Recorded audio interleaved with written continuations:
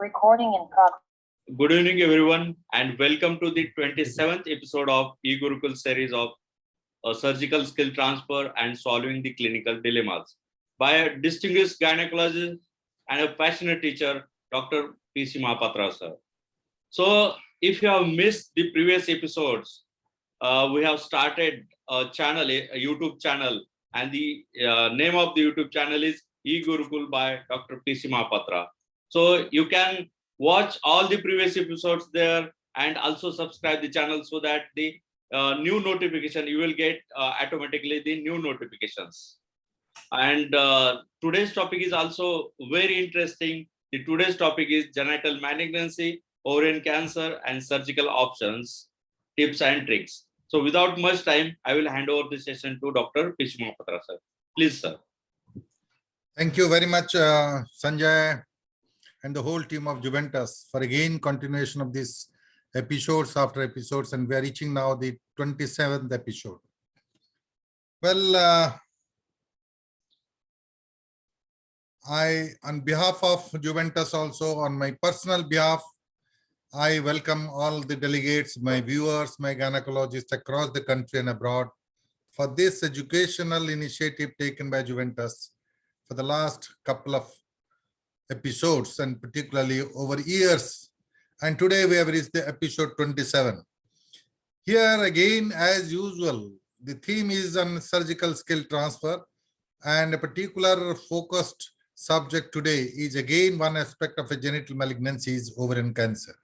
The 26th episode is also dedicated for the malignancies, but we have dealt with the uterine and the cervical cancer in the previous episode.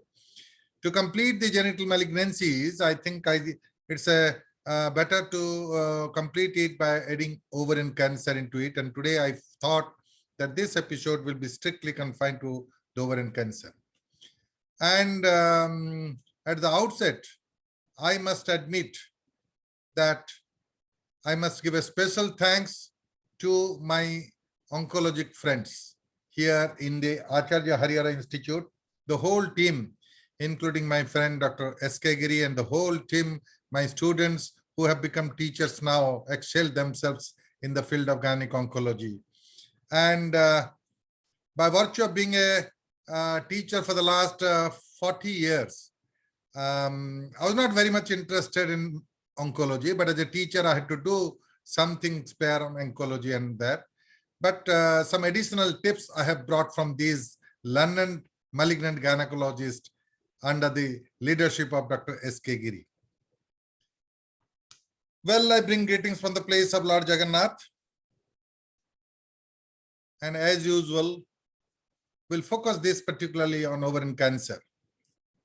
Believe me, if you may not be an oncologist, but I think as a basic general gynecologist also, everybody should know about the basic aspect of ovarian cancer, genital malignancy in general. And the fundamentals of this will not only enrich them of updating their knowledge, but in day-to-day practice also, they have a very important role. Although the domain is primarily now with the era of subspecialty, gynec oncology has really established itself as a distinct subspecialty by itself, not only in India, but the whole across the globe. But I must admit again that the role of general gynecologist is of profound interest and of paramount importance for that. Because the coordination has to be done from the general gynecologist, and the consultation of the gynec oncologist is necessary in special situations for that.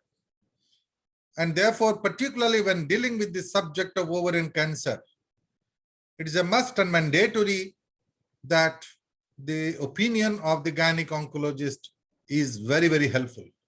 But the basic diagnosis, the early diagnosis, the clinical examination, and the investigative and the surgical aspect also, every gynecologist should know this. And that's why, for the benefit of the patient, they can take help of the super specialized gynecologist, which also I do at this state also. I really take help of the gynecologist when it is necessary for that. And I hope that they will do better job than myself. These are some of the hard facts regarding carcinoma ovary. Ovary is a very peculiar organ, a small organ responsible not only for reproduction and the continuation of the human race, but production of the hormones to have a not only a mother's hormone, pregnancy hormone, and feminine forever. It has a tremendous impact from puberty till menopause and even after. And on the other side, it also is a reservoir, as a source of malignancy, not only originating from the ovary, but also it's a very good receptacle and very good station for the other malignancies for secondary deposits. So ovarian cancer accounts for more deaths than any other gynec malignancy. As far as the incidence is concerned, it might be ranking in the lower order in comparison to the cervical or endometrial. But as far as the mortality is concerned, it is highest as compared to the other genital malignancy. This is a very, very important thing. One must understand that.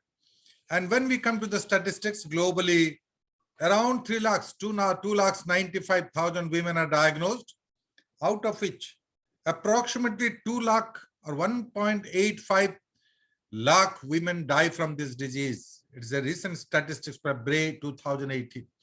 So highlighting the mortality of this dreaded disease of gynecological malignancy, the ovarian cancer, everybody should be concerned about that. And epithelial ovarian cancer accounts for 90% of the cases, and therefore exhaustive studies, literature, research work, as well as the different changing trends in the therapy has been focused mainly on epithelial ovarian cancer. It presents major surgical challenge, requires intensive and often complex therapies, and is extremely demanding of the patients regarding the psychological and physical energy. And therefore, things have changed. The technology has added to it. The conceptual understanding has changed. And therefore, it is not like the yesteryears. The survival rate has dramatically improved because of the changing skills and acquired skills of the new development in the science regarding the skill, surgical skill, as well as the medical management or medical oncology, which has taken a great part in that. Approximately 80% present in advanced stages. That's the peculiarity of ovarian. In contrast to cervical or endometrial, which I've already told, in early diagnosis, we can do it in other cases, but here, the peculiarly, by the time they present in advanced stage, 80%, but 20% can be diagnosed in early stages. One of the peculiarity here, we know that the carcinoma in general malignancy is a disease of the related to the ears in the late age. But this is a disease where ovarian malignancy can occur in the two extremes of age, in adolescent as well as in menopause and post-menopause. An adolescent malignant ovarian is really a surgical challenge. The young girls of 14, 15 and suffering from adolescent malignant ovarian, particularly the germ cells, tumors, the teratomas, the dysgerminomas, the embryonic carcinoma, all these adolescent malignant ovarian cause really a surgical challenge again and leads to a greater mortality. The diagnostic pitfalls are common in ovarian. The screening is an enigma. The screening is a very, very clean-cut and strategic in the case of carcinoma cervix or carcinoma endometrium. But as far as out of all the genital malignancies are concerned, screening is really an enigma when we think of ovarian. There is a changing concepts regarding genesis. I will deal with the pathogenesis. I will tell how the changing concept and genesis. And one of the very important messages today I will give, that yesteryears when we were teaching about 10 years back, for years together, we are teaching ovarian as a separate entity. Now the changing concept that ovarian, tubal and peritoneal happens to be a common spectrum. Now you find in recent books, you find not only ovarian, wherever ovarian is there, they write ovarian, tubal and peritoneal disease and malignancy. And that's the changing concept. And that gives us an idea that the pathogenesis could be common. The cause could be common. Inciting factors should be common in these three entities.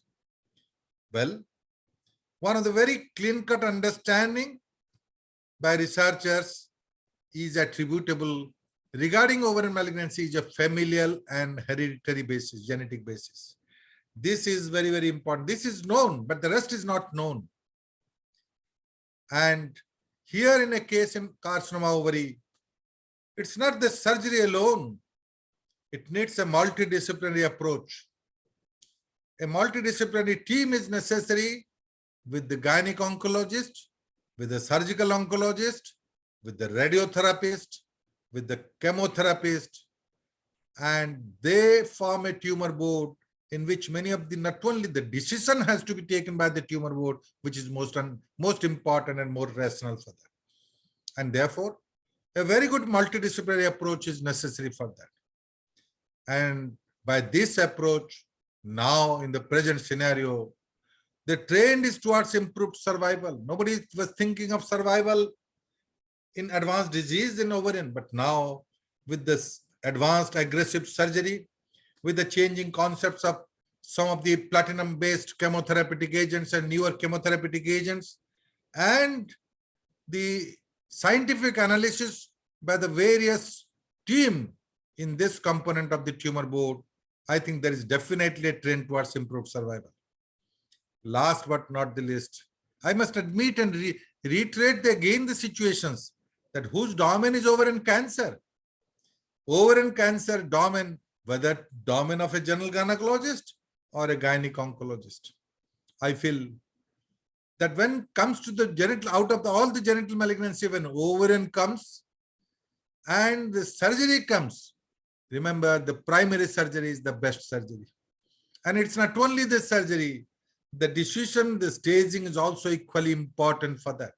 And therefore, I feel that the domain of this ovarian malignancy is of gynec oncologist, not of general gynecologist. But at the same time, I told again, reiterate, that the general gynecologist should also have a basic understanding and fundamental knowledge regarding this ovarian cancer. And they are the first point of contact where they are the persons who have a right referral, whom to refer, where to refer, and when to refer. And this is important. A coordination between the general gynecologist and the gynec oncologist is absolutely mandatory for the survival for a longer term. Now today, in this particular episode of 27, these are the flow of events I will touch. Epidemiology and risk factors, types and classifications, pathogenesis, any preventive aspect, screening if at all it exists, or at least early diagnosis. What are the advances of tumor markers? What is the place? What is the role of imaging studies? And a new concept and a novel concept by the International Ovarian Tumor Analysis Group, and the classification is a very useful clinical application preoperatively to decide that what should be, whether it's a benign or a malignant, which I will touch. The diagnosis and the diagnostic pitfall, the staging of the disease and the changes in the staging of the disease, the FIGO staging, and last but not the least, our theme, the surgical options. And in the surgical options, right from the conservative to radical to ultra radical, what are the tips and tricks I will cover in this episode within a couple of hours. Now coming to the epidemiology and risk factors, it is second commonest gynecological cancer out of which 2 lakh new cases added every year in India. I've told about the global scenario, but Indian scenario is also quite high. And the Globacon 2020 has given an increased incidence of all types of genital malignancies during the past 2 years. There is a sharp rise in incidence in India. Highest disease-related mortality rate. Again, this is important. A woman has 5 to 7% lifetime risk on ovarian neoplasm and 1 to 2% lifetime risk of ovarian carcinoma. 15 to 20% of genital malignancies are ovarian carcinoma, and out of which 80% are epithelial in origin and 80% presence in advanced stage. That's the paradox. Germ cell tumor accounts for 20 to 25% of ovarian tumors, particularly in the adolescent. 3% malignant common in second and third decade of life, younger age group, and 5 to 10% are specialized malignancies or ovarian tumors, which are sex-called stromal tumor. Now, what are the risk factors? When we were students, absolutely nothing was being known excepting the fact that pregnancy and contraception are 2 preventive aspects for ovarian malignancy. And the main cause is attributable either genetic or the talc, which is being absorbed from the vulva through the genital tract to the ovary, and that could be a leading carcinogenic agent for that. But now it is well established regarding the age. There are various risk factors. I believe that few are known, many things are not known. Out of the known factors, age is very important. Ovarian malignancy, particularly the epithelial ovarian cancer, usually manifests in elderly age group. But there is an increasing trend, changing trends during the mid period also reproductive life. We see very often this incidence of epithelial ovarian cancer. Nulliparity is important factor, as I told, that pregnancy protects, and this is by virtue of a period of anovulation. When there is a repeated ovulation over the periods during the whole reproductive life, it is a risk factor for malignancy. And therefore, early menarche and late menopause, these are candidates more prone for the ovarian malignancy. Early menarche, late menopause with nulliparity aided the risk of ovarian malignancy. And the fathala, we remember the concept which I will tell little later. Of late, the therapy, iatrogenic causes, particularly relevance, is ovulation induction agents. The incidence of infertility with the current situation is now increasing, and they are conscious about it. The use of ovulation induction agents by the general gynecologist as well as the fertility specialist, not only from oral ovulogents, but injectable gonadotropins use, both for the normal ovulation and in anovulatory women, or in a case of assisted reproductive technology, where large doses of gonadotropins are being used. This has some adverse effects on ovary and genesis of the ovarian malignancy. The genetic and familial has been there since long, and more research is there to study the pedigree analysis and the various components of the genetics, relation of the genetics or the familial, impact on genesis of ovarian malignancy. We know very clearly, the clinicians, that if there is a strong family history of ovarian malignancy or a breast malignancy, I think these are more prone to develop ovarian malignancy in the particular spouse. And there are a lot of researchers, whether the maternal side, whether the sibling side, or the paternal side. The maternal side is more important in causing this familial incidence of malignancy. And 3 recorded aspect has been there related to the genetic and familial, which has been established. One is hereditary cancer syndromes, hereditary breast ovarian cancer, HBOC, and different the genes, and BRCA1 and BRCA2 has been proved to be associated, and the Lynch syndrome. The Lynch 2 syndrome, this is also linked and a risk factor for ovarian malignancy, which has been established, scientifically proved. Now, coming to the types of carcinoma ovary, particularly the epithelial tumors, we have divided histologically as far as the histopathology is concerned. Serous adenocarcinoma, mucinous adenocarcinoma, endometrioid adenocarcinoma, clear cell adenocarcinoma, malignant Brenner, mixed epithelial and mesenchymal adenocarcinoma and carcinosarcoma, squamous cell carcinoma, mixed carcinoma, undifferentiated carcinoma, and small cell carcinoma. These are some varieties of these tumors. The origin is different and the manifestations are different. The prognosis is also different in each type. WHO and FIGO combinedly gave a classification based on the histogenesis. In the histogenesis, they divide broadly categorized as two different entities, epithelial and non-epithelial.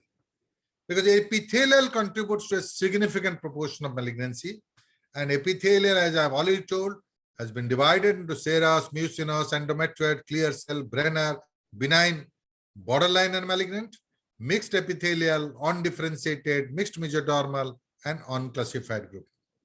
And non-epithelial has become two parts. One is a germ cell tumor, another is a sex cord stromal tumor. In the germ cell tumor, the undifferentiated germ cells are the dysgerminoma, whereas the differentiated cells, germ cell tumor, are designated as non-dysgerminoma, in which it is divided into teratoma, immature, mature, and monodermal, or EST, embryonal carcinoma, and choriocarcinoma. So these are all differentiating into the different components. Therefore, these are non-dysgerminoma. Sex cord stromal tumors are granulosa cell tumor, granulosa theca cell tumor, fibroma, androblastoma, gynandroblastoma. The concept of this as regards the prognosis is also variable, because epithelial have really a worst prognosis, whereas the other epithelial as well as the adolescent, the non-dysgerminoma, absolutely prognosis-wise is worst, whereas the sex cord stromal tumor and dysgerminoma, the prognosis is little better, where we can think of fertility-sparing surgery and think of continuation of life with conservative surgery for that. Now, the newer concept of classification of epithelial carcinoma is very simplified as far as the clinician's perspective. They divide into high-grade serous carcinoma and low-grade serous carcinoma. High-grade accounts for about 70%, and low-grade serous carcinoma accounts for about less than 5%. Whereas the endometrioid carcinoma and clear cell carcinoma, mucinous carcinoma, and attributable for 10%, 10%, 10%, 3% each. So this is a very simplified classification as a clinician's perspective, and one should target and one should think, and more attention is to be given on this particularly high-grade serous cell carcinoma, the origin, manifestations, and the treatment modality. Now coming to the etiopathogenesis. From the beginning, I told that majority of the etiopathogenesis, the classical, is not known. But some factors is known, and out of these factors, one is very certain that there is a decreased risk in full-term pregnancy, twin pregnancy, OCP use, prolonged breastfeeding, tubal ligation, and hysterectomy. This clearly depicts that pregnancy is protective, contraceptive use is protective, hysterectomy is protective, because it has been statistically seen that more than 5 years use of OCP, there is a 30 to 50% reduction over in carcinoma, and it persists well after discontinuation also. So this is certainly an evidence-based and a scientific formulation for that. Way back in 1971, Muhammad Fatala, the past president of FIGO, gave a wonderful and revolutionary hypothesis that incessant ovulation is an aberrant DNA repair, and that is the initiation of epithelial ovarian carcinoma. And that is why the pregnancy, the contraceptive, and any drug causing anovulation or pregnancy, lactation, that is a protective effect for that. And therefore, frequent ovulation gives rise to frequent trauma in the ovary. And this mechanical trauma every month in the ovary is detrimental, and that starts the process of oncogenesis. Gonadotrophin hypothesis, as I've already told, the fertility promoting or inducing agents, ovulation inducing agents, and more commonly the gonadotrophins, LH and FSH, excess stimulation is a cause for ovarian malignancy. Now there is some change in that. The solace to the fertility specialist that this association of ovulation inducing agents is, number one, a dose related. Second, the histopathology is little different, that they manifest in the borderline tumors or low malignant potential, the prognosis of which is much better than the epithelial tumors. Estrogen and progesterone, nothing is being known, as we see that in endometrial carcinoma there is a definite relationship. The breast carcinoma there is a definite relationship. But in ovarian, there is a big question mark. Research is underway for that. Endometriosis. We know that endometriosis is a benign disease. Now there are many studies which reveals that the risk of ovarian cancer is elevated 4.2-fold with a long-standing endometriosis. And this is a clinical dilemma for the general gynecologist also. It is a question from the patient every endometriosis, and we convinced that this is not a malignant disease, this is a benign disease, but very painful disease. But it's not always so. Some women might develop malignant transformation out of endometriosis, and we have seen some cases where we do not know the cause and which woman will go for a malignancy and what are the factors giving rise to the malignant transformation is not yet known for that. And that's really a dilemma before the clinicians and the gynecologist. Now, as we focused more attention on epithelial ovarian cancer, which accounts for the predominant variety of ovarian malignancy, there's two very important aspects I must give a message today. When 2016, Kurman et al. Proposed a very logistic and a very scientific and rational concept that the pathogenesis of epithelial ovarian cancer, there are two tumorigenic pathways, type 1 and type 2. And this is a very new concept where I want to dissipate the knowledge before all of you. And you understand that. It's very convincing. And it's important and relevance also as far as the treatment is concerned, as far as the presentations are concerned. Type 1. It develops from either extraovarian lesions that implant over the ovary and subsequently undergo malignant transformation, or from a portion of ovarian surface epithelium that entrapped within ovarian cortex, mutation into various types like mucinous, endometrioid, and low-grade serous carcinomas. And this is very clear. This type 1 gives rise to large unilateral cystic lesion without ascites. These are clinically and commonly indolent disease. These are diagnosed early and account for 10% of ovarian cancer deaths.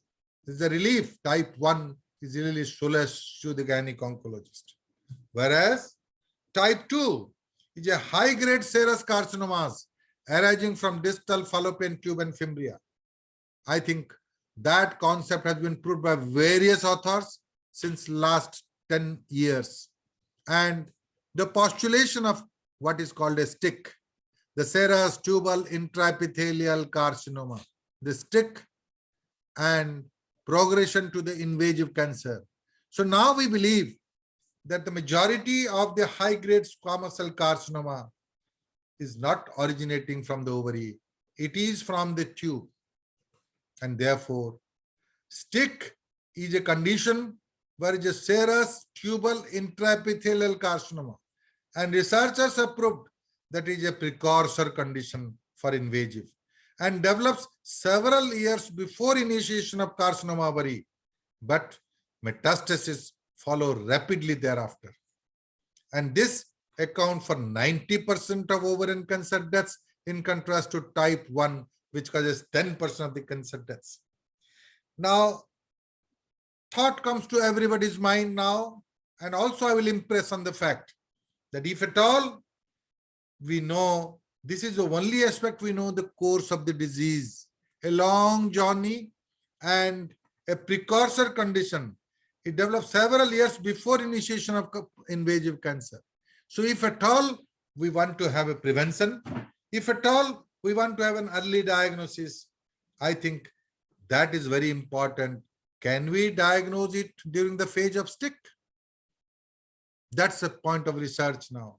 If we can find out and diagnose and catch the patients when at the level of the stick before initiation of carcinoma ovary, we can do a great job in this dreaded disease of not only prevention but early diagnosis. So research is aimed at diagnosing stick very early, and till date we are not very clear about it. So therefore, to sum up, this has been approved, the dualistic model of ovarian cancer genesis. The dualistic model type 1 and type 2. The type 1 endometrioid, low-grade serous, mucinous, transitional mucinous, and Brenner. These are all type 1. And histogenesis, pathogenesis, I've already clarified that. Whereas type 2 is from the fallopian tube and distal fallopian tube and the fimbrial end, which becomes high-grade serous. And this is very, very important. And that can give rise to other histological subtype like transitional type, carcinosarcoma, and undifferentiated sarcoma. And therefore, the prognosis of type 2 is really worse, much worse than the type 1. So this is a very new concept which everybody should understand, the dualistic model of ovarian cancer genesis. And therefore, if we get a type 1, we're a little happy. Type 2 really is a mortality, is a great question mark for that.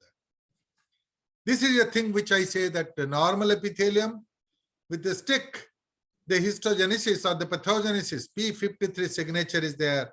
When it touches the ovarian surface epithelium, the fimbrial end touches the ovarian epithelium because of the anatomical proximity, the beginning of carcinogenesis starts there.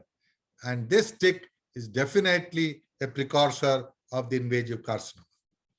Now, a little bit about this borderline tumors or low malignant potential. This is again a histological diagnosis, and the histological and biological features which is intermediate between benign and frank invasive carcinoma. And it presents at any age. Association with ovulation inducing agents, I have already clarified this. Histological difference makes it very clear about LMP, low malignant potential. And at least 2 of the following features, if it is there, we can say that it's a borderline tumors. One is a nuclear atypia, epithelial stratification, microscopic papillary projection, cellular pleomorphism, mitotic activity. Any 2, if it is there, then we can say that it's a borderline tumors. And it has a better prognosis, and this particular entity has a role in fertility sparing surgery. Definitely a conservative surgery can be warranted in this particular case. Now coming to the prevention, again highlighting about when we do not know certain risk factors, some of the risk factors which we know, we target for that. First is a chemo prevention. The chemo prevention is by COC. There is a myth that COC is many side effects.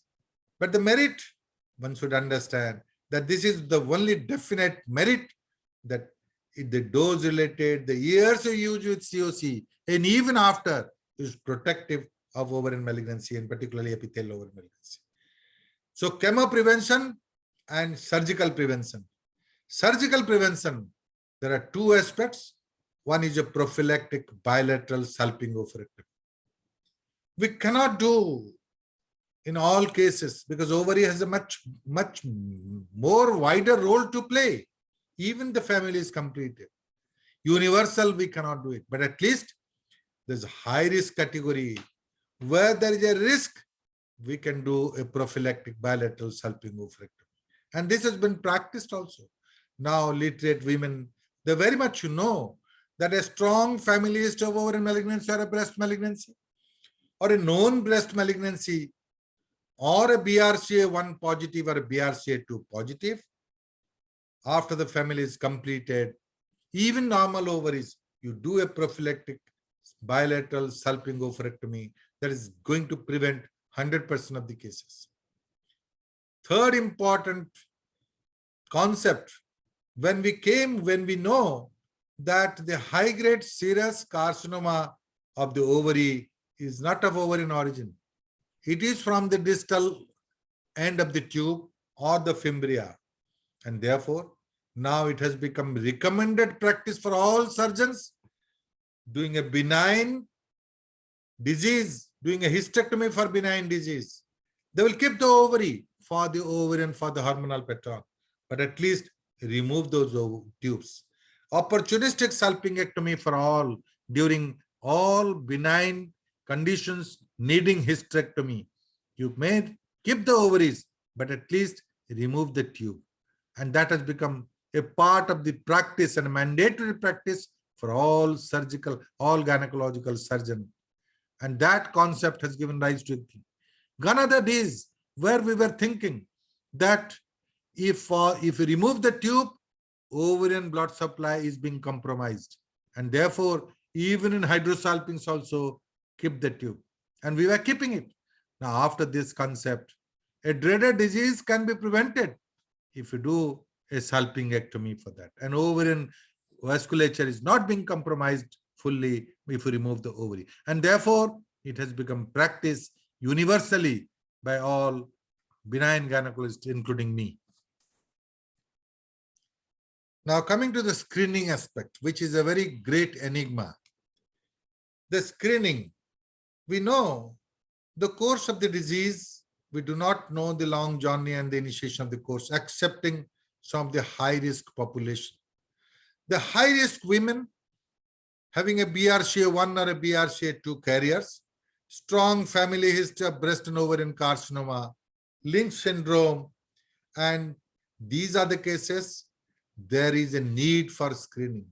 So instead of a universal screening, I think at-risk women must be subjected to screening, whatever is available at our hand, the screening options. And need for genetic screening is also essential. The pedigree analysis is also essential. The recognition of the BRCA1 and 2 is also required if there is a family history. Now, this, after knowing that these are at-risk women needing screening, important. What are the options of screening at our hand? There are limited options in our hand. And the modalities of screening is also variable. One is a clinical examination, vaginal examination, which is very often a time of guesswork. And more so when the sonographic has become a part and parcel of gynecologist. CA125 evaluation, serial evaluation of CA125. There is absolutely a close agreement with the epithelial ovarian cancer, although we know that CA125 level, the single level, may vary starting from malignant to non-malignant conditions also. And there is a differential reference value for premenopausal and postmenopausal. And there is a significance, but still it has some basis related to epithelial ovarian malignancy. And more so a serial evaluation, not only for diagnostic purpose, but prognostically it's very important. We know that these tumor markers are very important for prognosis and therapy, but for diagnostic also, for screening also, it is also equally important for that. but not in one, but combination of all these can have a better effect. Then the man and machine now has improvised. The real-time ultrasound machine, having a good resolution and more so by transvaginal ultrasound, can depict clearly about the pelvic organs and more so about the ovary with or without the colored Doppler. And this is important either alone or more in combination and help the screening, particularly in the at-risk population for that. And however, it is not the effective screening. It is not the universal screening, which I mean that it's useful for that. But even that, we need that early diagnosis is the need of the hour than the screening. With this least effective role of screening, we emphasize on the early diagnosis. And till we wait for a new novel concept and research, when effective screening options are available, we'll be happy with this particular entity at present. So ovarian cancer has thrown great challenges as regards screening and early detection. There is no preclinical and pre-malignant phase of the disease in contrast to cervical cancer, though the hypothesis of stick to the invasive takes long years and it is still under awaiting research. Carcinogenesis is a multifocal and polyclonal in origin. It has no known etiology. 90% are sporadic in onset as compared to a meager 10% that are part of hereditary ovarian cancer syndrome. With this background, screening for ovarian cancer would imply early diagnosis of stage 1 disease, which is usually asymptomatic and carries a high survival rate with particular attention to screen the high-risk subject. Now, what are the screening modalities?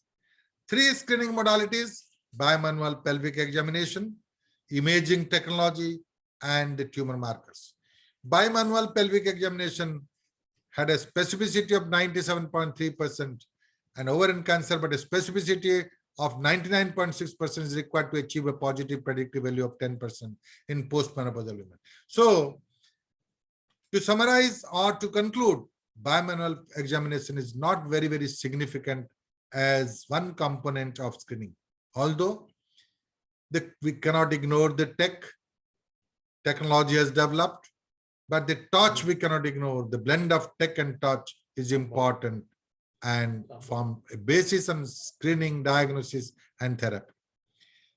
Second important, we have developed more on the ultrasound, TVS, colored Doppler, CT, MRI. The imaging plays a great role in this early diagnosis for that. And therefore, the colored Doppler, the concept of neovascularization or angioneogenesis in malignancy is the preliminary step.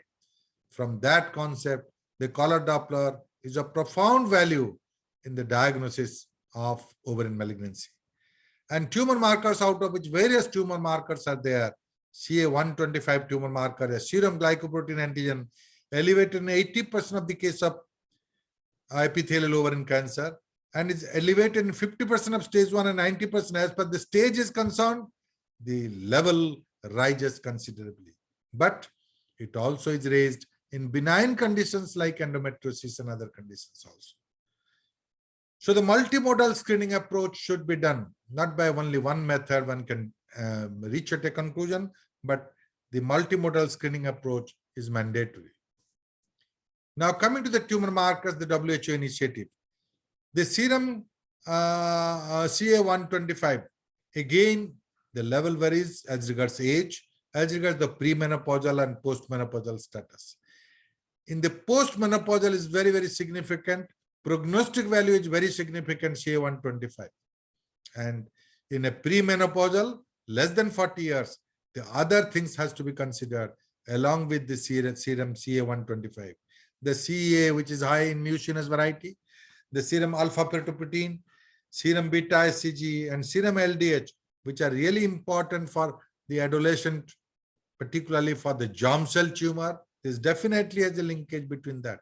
And apart from it, OVA1 and HE24, these are 2 additional tumor markers which is under great research, which can contribute to the significant to the diagnosis as well as prognosis of ovarian malignancy. CA125 is of primary importance in epithelial carcinoma.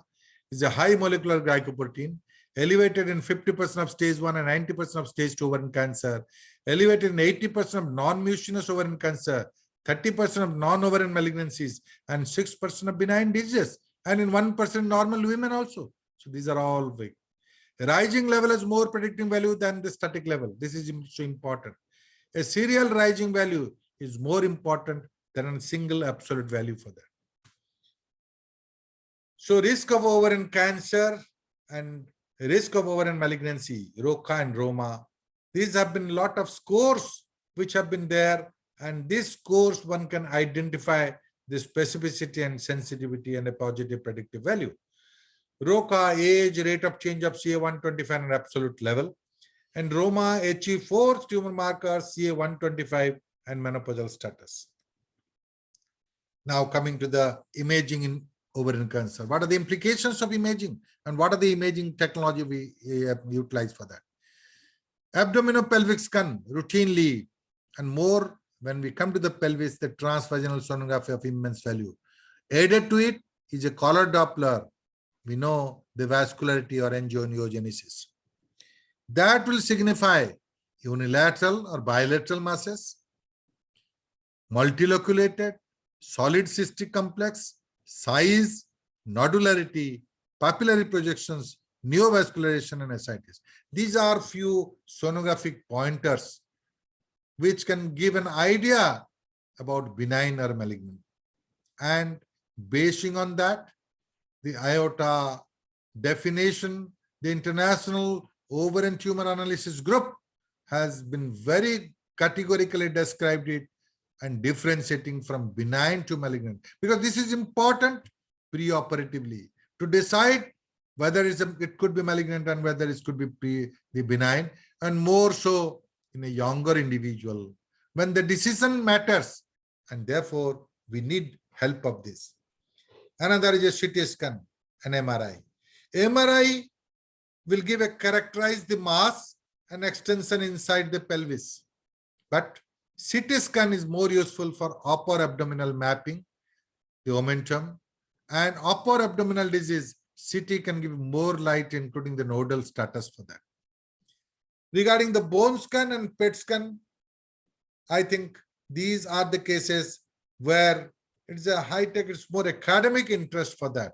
And for follow-up, this is important, PET scan and bone scan, not for a primary diagnosis for that. So again, you have to decide before end surgery in ovarian malignancy that there are some many clinical dilemmas and surgical dilemmas. And what are those? There could be some ovarian versus non-ovarian. We do a neck cell lump. How could you know that is ovarian or non-ovarian? That one must distinguish. Whether it's a functional or organic, whether it's a symptomatic or asymptomatic, unilateral or bilateral, benign or malignant, that's the point of concern today. Elective or emergency, whether laparoscopic approach can be better or laparotomy approach can be better, and whether the decision is for organ preservation, conservative versus radical surgery. And therefore, this International Ovarian Tumor Analysis Group is very, very important and very convincing and very convincing and rational. The classification system, the scoring, and it helps in decision making. This is very important. It will give an idea about to the gynecologist that whether you go for a surgery and what type of surgery you should devote for that. Now, broad perspective and understanding of the aorta signifies the ovarian cyst and tumors. And the range starts from understanding the normal ovary, to the understanding of the functional cyst, to benign tumor, borderline tumor, to invasive tumor. How the aorta classification can help us in distinguishing this. The concept of this aorta International Ovarian Tumor Analysis Group divides the premenopausal and postmenopausal. And this is the prevalent, this is the classification or the components or the grades of level starting from normal ovaries to benign ovarian tumors to borderline ovarian tumors to invasive ovarian carcinoma. In premenopausal, we find that the invasive ovarian malignancy is accounting for a smaller proportion, whereas in postmenopausal women, the invasive ovarian cancer is occupying a larger proportion and gradually decreasing borderline, benign ovarian tumors, and of course the normal ovaries. So the classification system for adnexal mass, which I again repeat: benign ovarian, benign non-ovarian, primary malignant ovarian, secondary malignant ovarian. Again, I am in this episode, I'm again reiterating the concept of International Ovarian Tumor Analysis Group. I've already described in case of ovarian tumor episode. Now, benign ovarian, polycystic ovaries, functional cyst, endometrioma, serous cystadenoma, mucinous cystadenoma, mature teratoma, fibroma, and thecoma. Whereas benign non-ovarian, paratubal cyst, hydrosalpinx, tube ovarian abscess, peritoneal pseudocyst, appendicital abscess, and pelvic kidney. And primary malignant ovarian, epithelial carcinoma, in which the borderline, serous cystadenocarcinoma, mucinous cystadenocarcinoma, endometrioid carcinoma, clear cell carcinoma, germ cell tumor, malignant teratoma, dysgenoma, sex cord tumor, granulosa cell tumor. Secondary malignant ovarian, 10% of the ovarian malignancy, and predominantly originates from the breast or gastrointestinal carcinoma, and it is classically described as a Krukenberg tumor since long. So the IOTA definitions focuses attention on whether it is a unilocular solid, multilocular or multilocular solid or cystic. Cyst contains whether anechoic, low level echo, ground glass appearance, hemorrhagic or mixed, solid material or papillary structures or wall irregularity, its presence, and what are the number and the size. And this is very important, color Doppler, vascularity. Shadows are also important. And along with that, what is the condition of the peritoneal fluid as a presence of ascites. So the simple description, certain abnormalities are really obvious. And the pattern recognition is important. And any general gynecologist doing an ultrasound can diagnose that. Endometrioma, benign cystic teratoma, simple cyst or cystadenoma, functional cyst or hemorrhagic cyst, malignant tumor with ascites. These differential diagnoses one must think about these other possibilities and what are the sonographic pointers which can differentiate one from the other. So there are simple rules. The features of a benign mass are known as a B features. B features are from B1 to B5. So what are the B1 features? Unilocular cyst is B1. Presence of solid components with the largest diameter less than 7 millimeter is B2. Presence of acoustic shadows is B3 as we see here. And smooth multilocular tumor largest diameter is less than 100 millimeter. And B5, no blood flow. Color score is 0 or 1. These attribute to B features. And a mass is classified as benign if at least one B feature is present and no M features are present. So there are two categories you must identify, sonographic pointers, B features and M features. And a mass is classified as benign if at least one B feature is present and no M features are present.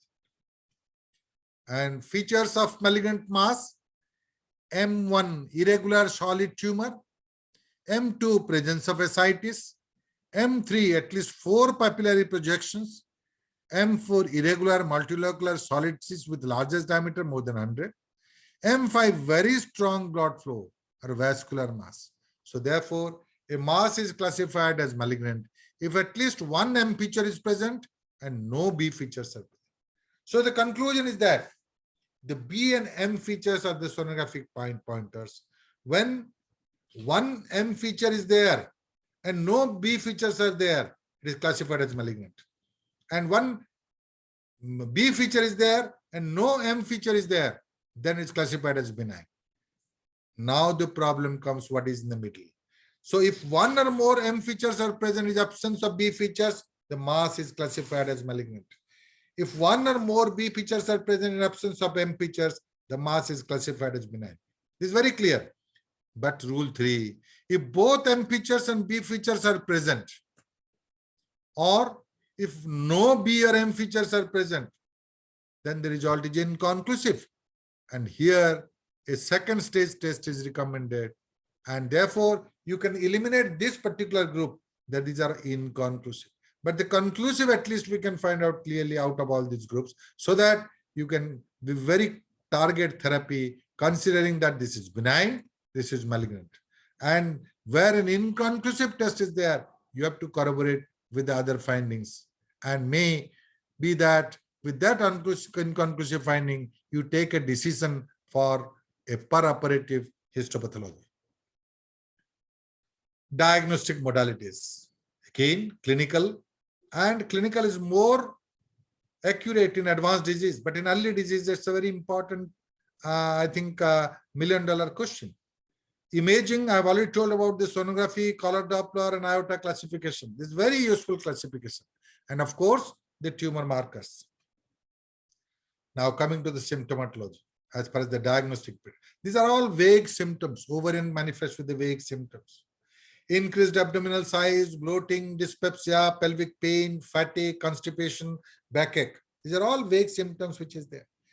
Women and clinicians often attribute most symptoms to menopause, aging, dietary changes, stress, depression, or functional entity, and therefore delayed diagnosis. This is not a concern of the women. It is a concern of the clinicians, and also think like that. And when they come with the presentation as a perception of lump, or on pelvic examination, they find an adnexal lump, or a nodularity in the pouch of Douglas, or a fixity of the mass, or presence of ascites. That is obvious at that stage. But by that stage, the disease has advanced for inoperable. Now, a little bit about parasynthesis. Few years before, this was an armamentarium, and more so before the era of sonography, both for diagnostic as well as therapeutic. The diagnostic purpose is that you do a parasynthesis, send a peritoneal fluid for cytology and evidence of malignancy. And this is very, very important when in early days we want to differentiate from tuberculosis. So tuberculosis and malignancy, when we are different, there is no gadgets available. Tap it and send it. And therapeutic for relief of the symptoms. And this relief of the symptoms is mainly when the ascites is much more, and therefore this is important. So therapeutic. And when sonography came, it has a more sonographic guided aspiration, which is really localized where the fluid is there, instead of guessing and finding out. Now, I remember there was an era where FNSE was used as a gadget. And then after that, we see the consequences. And therefore, we say that FNSE is a criminal diagnostic gadget. So when we suspect ovarian malignancy, at least parasynthesis is relatively safer, but don't do FNSE in that. Until today also, I'll feel that there is no role of FNSE, because we know, to be very clear, when we go for the staging, when we know that the spillage is an entity for that, you are encouraging it and promoting to a more advanced disease rather than limiting to a early disease for that. So FNSE, say controversy is over, don't do an FNSE from the tissues. Now coming to the staging of ovarian carcinoma, FIGO staging have been revised from 1988 to 2014. And the staging of ovarian cancer FIGO 1988 into 1, 2, 3, 4. And again, divide whether it's a one is limited to ovaries, one ovary or both ovaries, or with the capsule rupture or a tumor on the surface or positive peritoneal washings, on 2, 1 or both ovaries with pelvic extension, and one or both ovaries with microscopically confirmed peritoneal metastasis outside the pelvis or positive regional lymph nodes as stage 3, and again ABC and distant metastasis on stage 4. There's an additional in 2014 were more focused and descriptive about revised staging, and where they have given importance to the TNM and eliminated some of these entities. This is a comparison between the stage 1 limited to ovaries between the 1988 and then the 2014. 1A, 1A and all that. But 1C, tumor limited to one or both ovaries or fallopian tubes with any of the following: surgical spill, capsule ruptured, or malignant cells in the peritoneal cavity for that.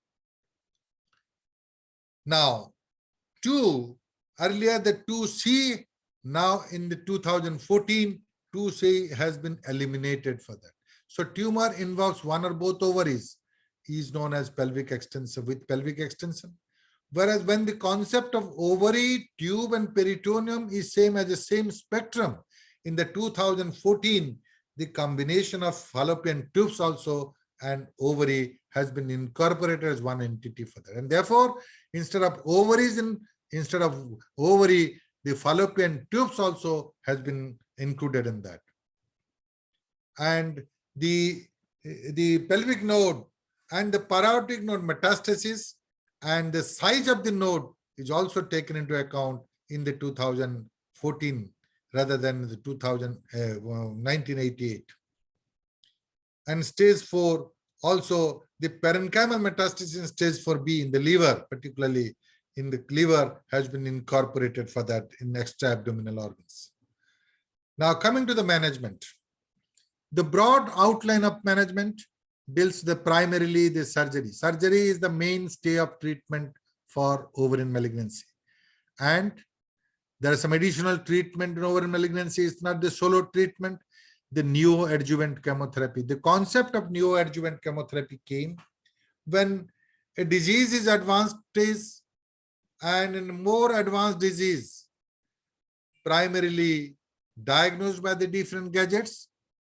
Prior to surgery, we give the drugs. Neoadjuvant chemotherapy has to be given for 3 courses to limit the disease, to have limitations of the disease and confined to a smaller entity, and then do a surgery for that. This is called neoadjuvant chemotherapy, NSCT.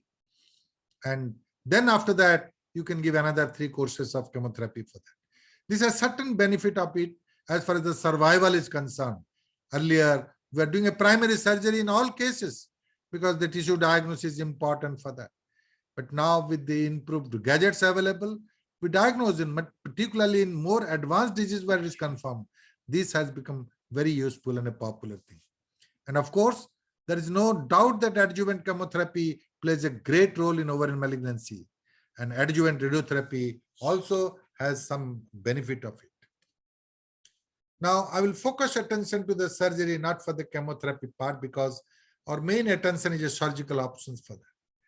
Now, therefore, whether to do this surgery or not, that's important. Decision for surgery, that is important. And therefore, preoperative non-surgical staging. We know that ovarian surgery, surgical staging is mandatory. And before surgery also, when we are contemplating the neoadjuvant chemotherapy, I think this pre-op non-surgical staging has definitely got some merit of it. And meticulous analysis of clinical presentation and imaging studies with the relationship or the linkage between the two, we can reach at a conclusion for that. And of course, these are the cases where it needs a multidisciplinary approach or a team. As I've already told, the combination, the multidisciplinary team of the gynec oncologist, the surgical oncologist, the radiotherapist, the chemotherapist, all should have a tumor board and decide regarding the surgery and what type of surgery is there. And if you're going for a surgery, this decision is very important. When you go for surgery, that's number one.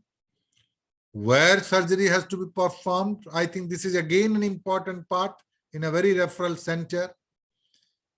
And who to operate. I've already clarified that here in ovarian malignancy, who means domain of the gynec oncologist. with or without the help of the surgical oncologist, whichever is concerned. But primary surgery is the best surgery. Both the decision and dissection will be much better if the gynec oncologist handle those cases for that. And pre-op assessment. These are some of the criteria for pre-op assessment. When we were students, on in our early days, mainly there are some clinical criteria of differentiation from benign to malignant. What are those? Age of the patient, younger, germ cell tumor, older, epithelial ovarian cancer. Then second is the rapidity of the growth, clinical, mainly based on the clinical. Bilateral, if the bilateral is there, more malignant. Tumor fixity is there, it is supposed to be malignant. If the ascites is there, it is supposed to be malignant. These are clinical assessment criteria. Now, the gadgets has helped us into another 3 more important imaging science complex, imaging science like ultrasonography, and more so with added color Doppler, a complex mass, and with the definite sonographic pointers, which I've already elaborated, the CT and MRI finding a metastatic nodule, and of course, in association and correlating with the elevated tumor markers. These are some 3 new additional armamentarium at our hand, in addition to our clinical sense. The preoperative assessment, there are various scoring system which is there, and risk, and Jacob was the first person to devise and gave a concept way back in 1990, the RMI, risk of malignant index scoring. And Jacob scoring, risk of malignant index RMI is U into M into serum CA125. And the cutoff limit is 200, less than 200 and more than 200.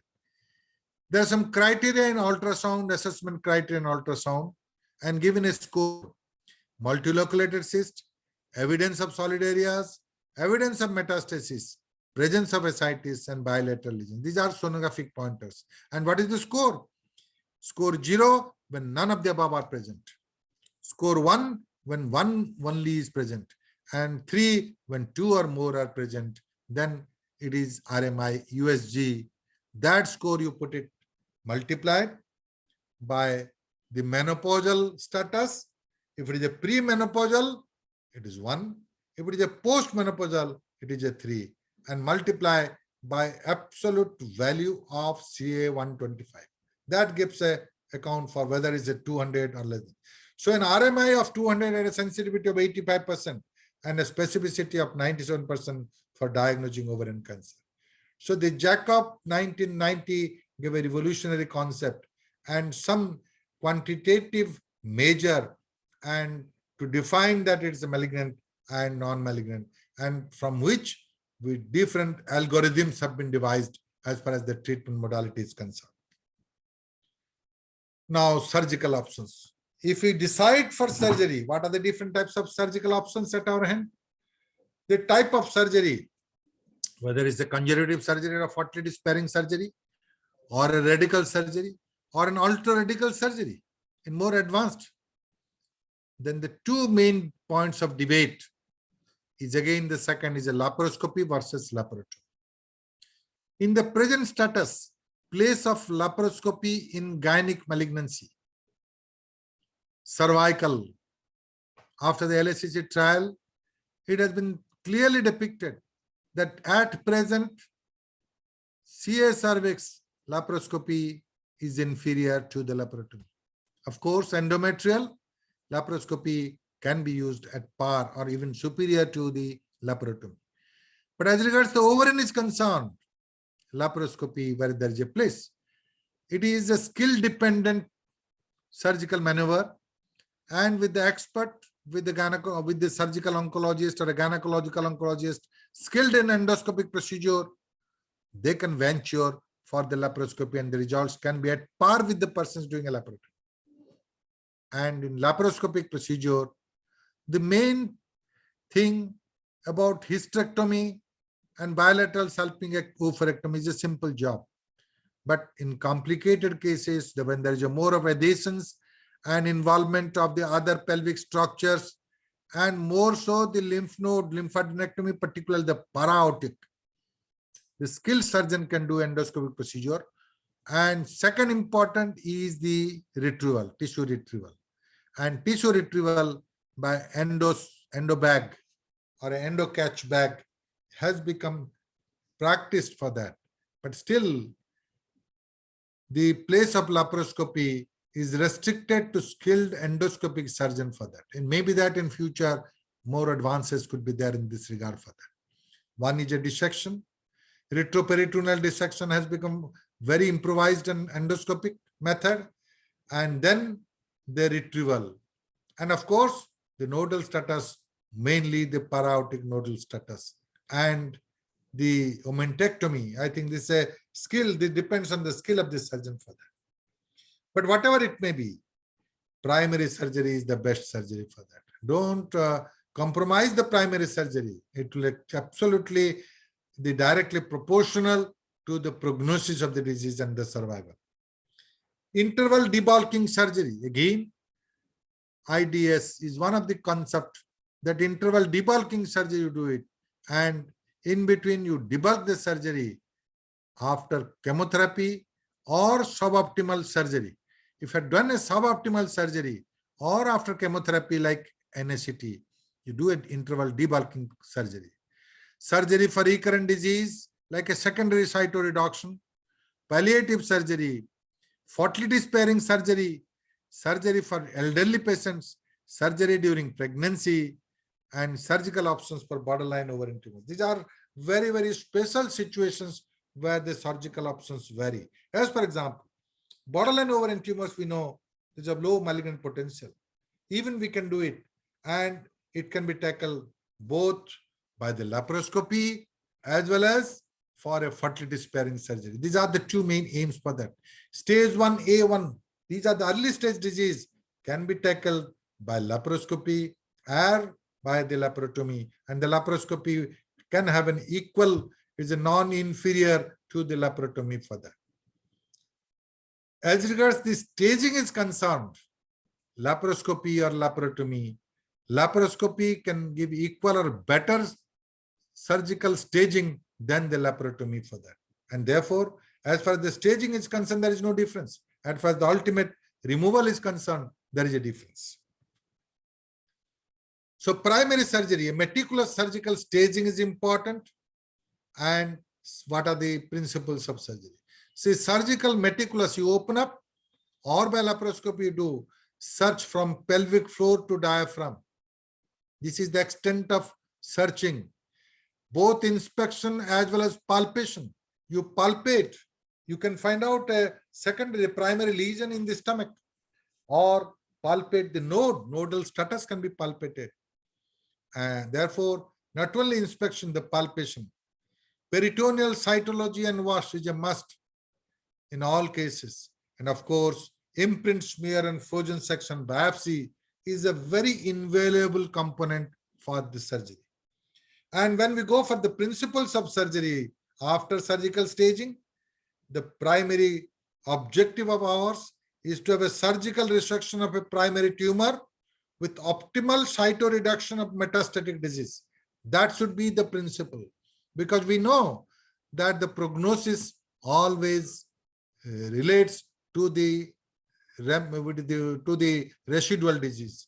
How much is left behind, the dimensions?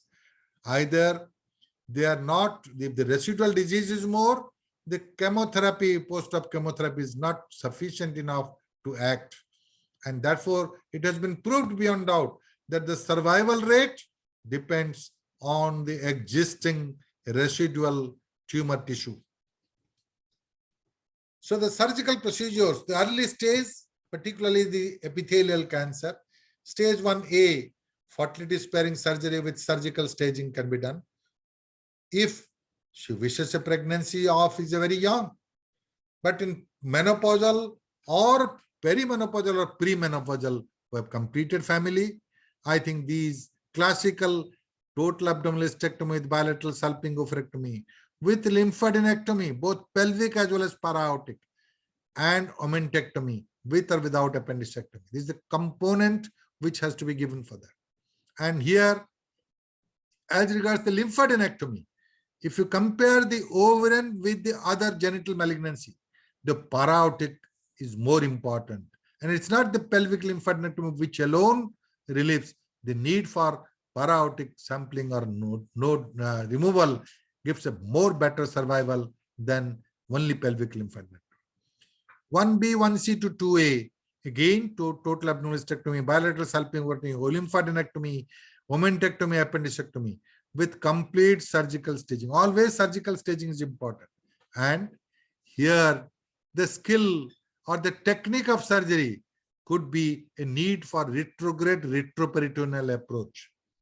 This in many cases helps because retrograde retroperitoneal approach is a method where you can completely dissect the mass right from the lateral in the peritoneum to the lateral pelvic wall to the central part and reflecting the pouch of Douglas peritoneum and the rectosigmoid superficial part. The involvement will be much better known how far it involves rectosigmoid further, although we know the extension by MRI.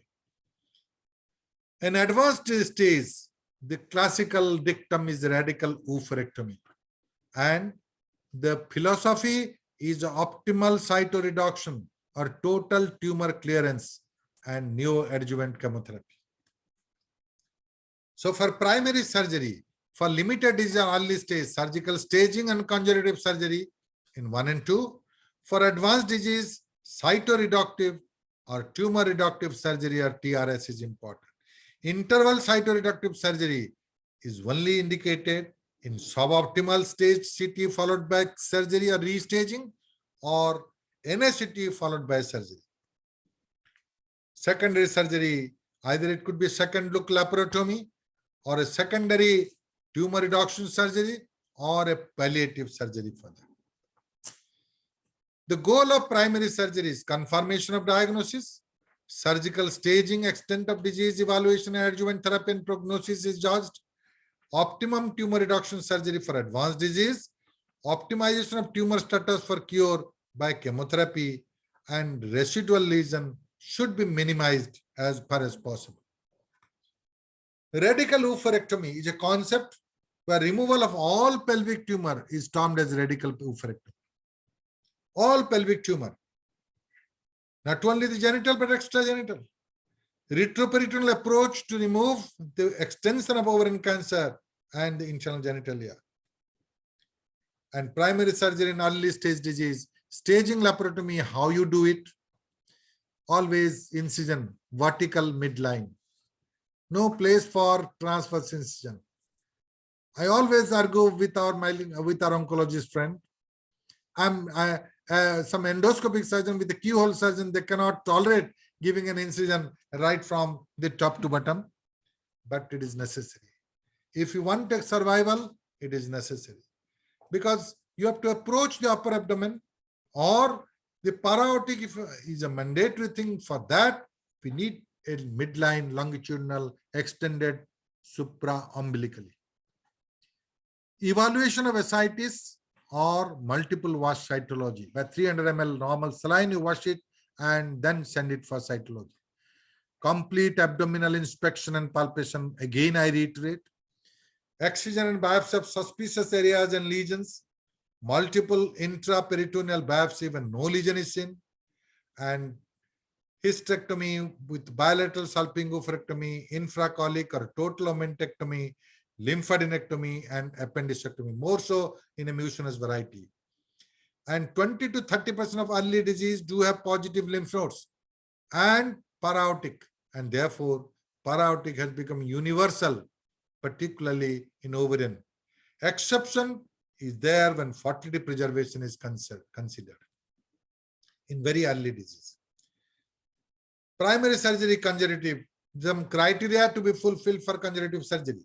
Fertility preservation is the goal. You should have a consent and counseling for treatment with strict follow-up. No evidence of these genetic gonads, and specific situations, any unilateral germ cell tumor, any unilateral sex cord stromal tumor, any unilateral borderline tumor, stage 1A invasive epithelial carcinoma. This is only limited criteria for conservative surgery. This is one example when one ovary has been removed for that. Again, as an advanced disease where you see the surface of the ovary, which is not looking like a stage 1A1. So the conservative procedure, if you're going for a conservative procedure, meticulous surgical staging as usual, negative peritoneal washing or negative omental biopsy, unilateral salpingo-oophorectomy on affected site. Unaffected ovary may be spared from biopsy, because earlier there was a recommendation that you do a biopsy to evaluate whether there is a spread to the other ovaries. But again, when we are going for a fertility promoting surgery, don't touch the ovary, the healthy ovary for that. It leads to unnecessary adhesions, ovarian failure, and mechanical infertility. Biopsy may be done if suspicious, covered with interseed to avoid adhesion further. If there is a suspicious looking, then you remove. So ovary conjoint should be removed after childbearing in epithelial ovarian cancer. If you are going for fertility sparing procedure, you counsel and you beforehand that you do the surgery, fertility promoting surgery, and then after that you need to have the complete again re-surgery to remove that. So cytoreductive for advanced disease and a tumor reductive surgery for advanced disease. So complete when the residual is 0, optimal when the residual is 0.5 centimeter, suboptimal when the residual is more than 0.5 centimeter. I think this target for at least optimal or residual less than 0.05, 0.5. The benefits are improvement of tumor response to further therapy by improving tumor perfusion, decreasing necrotic tissue. The efficacy of the chemotherapy is much more when the residual tumor is less. Removal of large tumor in omental cake reduces ascites, and that is a symptomatic control, symptomatic relief. Prevents bowel obstruction and improves nutritional status. Enhances immunological competence of patients, improves responsiveness to chemotherapy, and psychologically relief of removal of tumor bulk. She feels assured that all my cancer tissues have been removed. The advanced disease, the primary procedure again, midline vertical incision, maybe up to Giffey-Sternum, exploration of abdomen, all primary tumors and metastatic disease and removal to a minimum residual of less than 0.5 centimeter. And of course, if there is a need, radical oophorectomy, retroperitoneal approach with retrograde hysterectomy to remove pelvic extension of ovarian cancer and internal genitalia.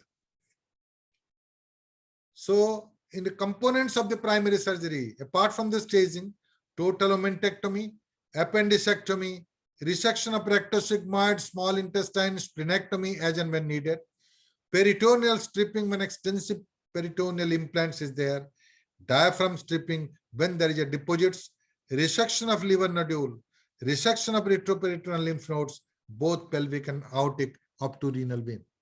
Now, it's all right, but we have to weigh which are the candidates in advanced disease. This is an extensive surgery. The candidate selection, the fitness for anesthesia, and subsequently how far, how much we gain and how much you lose. That balance of judgment should be there in advanced disease if you're contemplating for an extensive surgery for that. And what do you mean by optimal surgery? Optimal surgery is complete when no residue is there. Again, macroscopic removal of microscopic disease. This is a big question mark.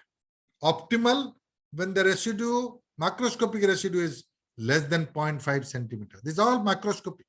Suboptimal residue is more than 0.5 centimeter. So try to do an optimal surgery, leaving residue less than 0.5 centimeter at any cost, at any level, maybe in the pelvis or in the peritoneum or in the abdomen. Now, palliative surgery. Is it necessary? Palliative surgery for bowel obstruction, resection of obstructed portion, HTML, peaceful death she should have. Colostomy, chest tube for pleural effusion, drainage of huge ascites, and the purpose of the palliative surgery to add life to days, quality of life. Again, American Cancer Society has categorically correlated the stage with the survival, 5-year survival. Stage 1 and 2, about 95 to 65%. Stage 3 and 4, 15 to 30% in stage 3, 0 to 20% in stage 4. And overall survival is 50%. Now, of course, 20 years have elapsed. The newer technology has grown up. The overall survival has improved from 50% to 65 to 70% now. And this is because of the newer generation of the chemotherapeutic drugs. This is because of the skill of the surgeons. And this is because of the critical care facilities available for monitoring and anesthesia facilities, including the intensive care. Now, before my surgical videos and a surgical skill transfer, the middle part I've kept it. The first part is over, a theoretical. I've given some form of knowledge before all of you. The second important part is a clinico-surgical dilemmas which I have faced. I must ventilate this to you people. You must have faced even those type or different types and then analyze where you stand. Situation 1. Very close patient of mine, Mrs. X, 42 years, para 2. And I was her obstetrician. Both the deliveries of her child, I have done it. She presented, this is very unfortunate, I still remember the face of this patient. Presenting with dyspepsia, abdominal discomfort, backache, urinary frequency and dysuria. Clinically, I didn't find anything. Sonography, abdomen pelvis is normal. Normal upper GI endoscopy. Consulted the gastroenterologist also, consulted the physician. UTI was found urine culture, treated with antibiotics. She has a temporary relief for a few days. Treated with anxiolytic, laxative, and other empirical drugs. She again presented after 15 days. Again, anxiolytic, laxative, and other empirical drugs. But I was thinking that she is relieved. But it presented after 2 months only with aggravation of symptoms. What is my finding? On examination, after 2 months, I find marked ascites, POD nodule, pelvic mass, increased CA125, and vascular ill-defined pelvic mass with omental cake on sonography. CT MRI, extensive pelvic and abdominal lesions, planned for neoadjuvant therapy and interval debulking surgery. Laparotomy was done. There was an extensive abdominal pelvic disease, almost inoperable. But subsequently, with the help of the surgical oncologist and my friend gynecological oncologist, some sort of suboptimal, I cannot say that it is optimal surgery, but at least we could do this surgery. And the biopsy comes as high-grade papillary serous carcinoma. And then she was supposed to go for a post-operative chemotherapy. But unfortunately, she died 20 days after surgery. I cannot forget this patient. And 2 children, 2 daughters of her, 1 son and 1 daughter, I have delivered those.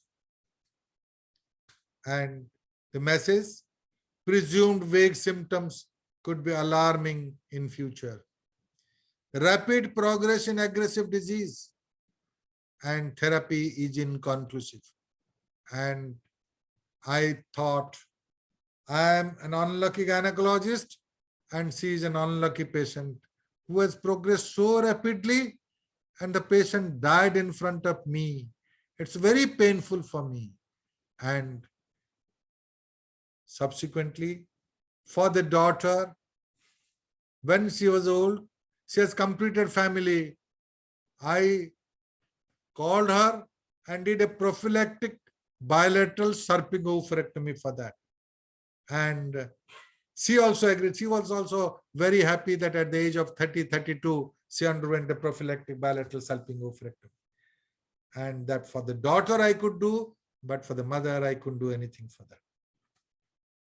Situation 2. Mrs. Y, 30 years, primary infertility for 6 years. Sonographic evidence of chocolate cyst ovary left 10 centimeters.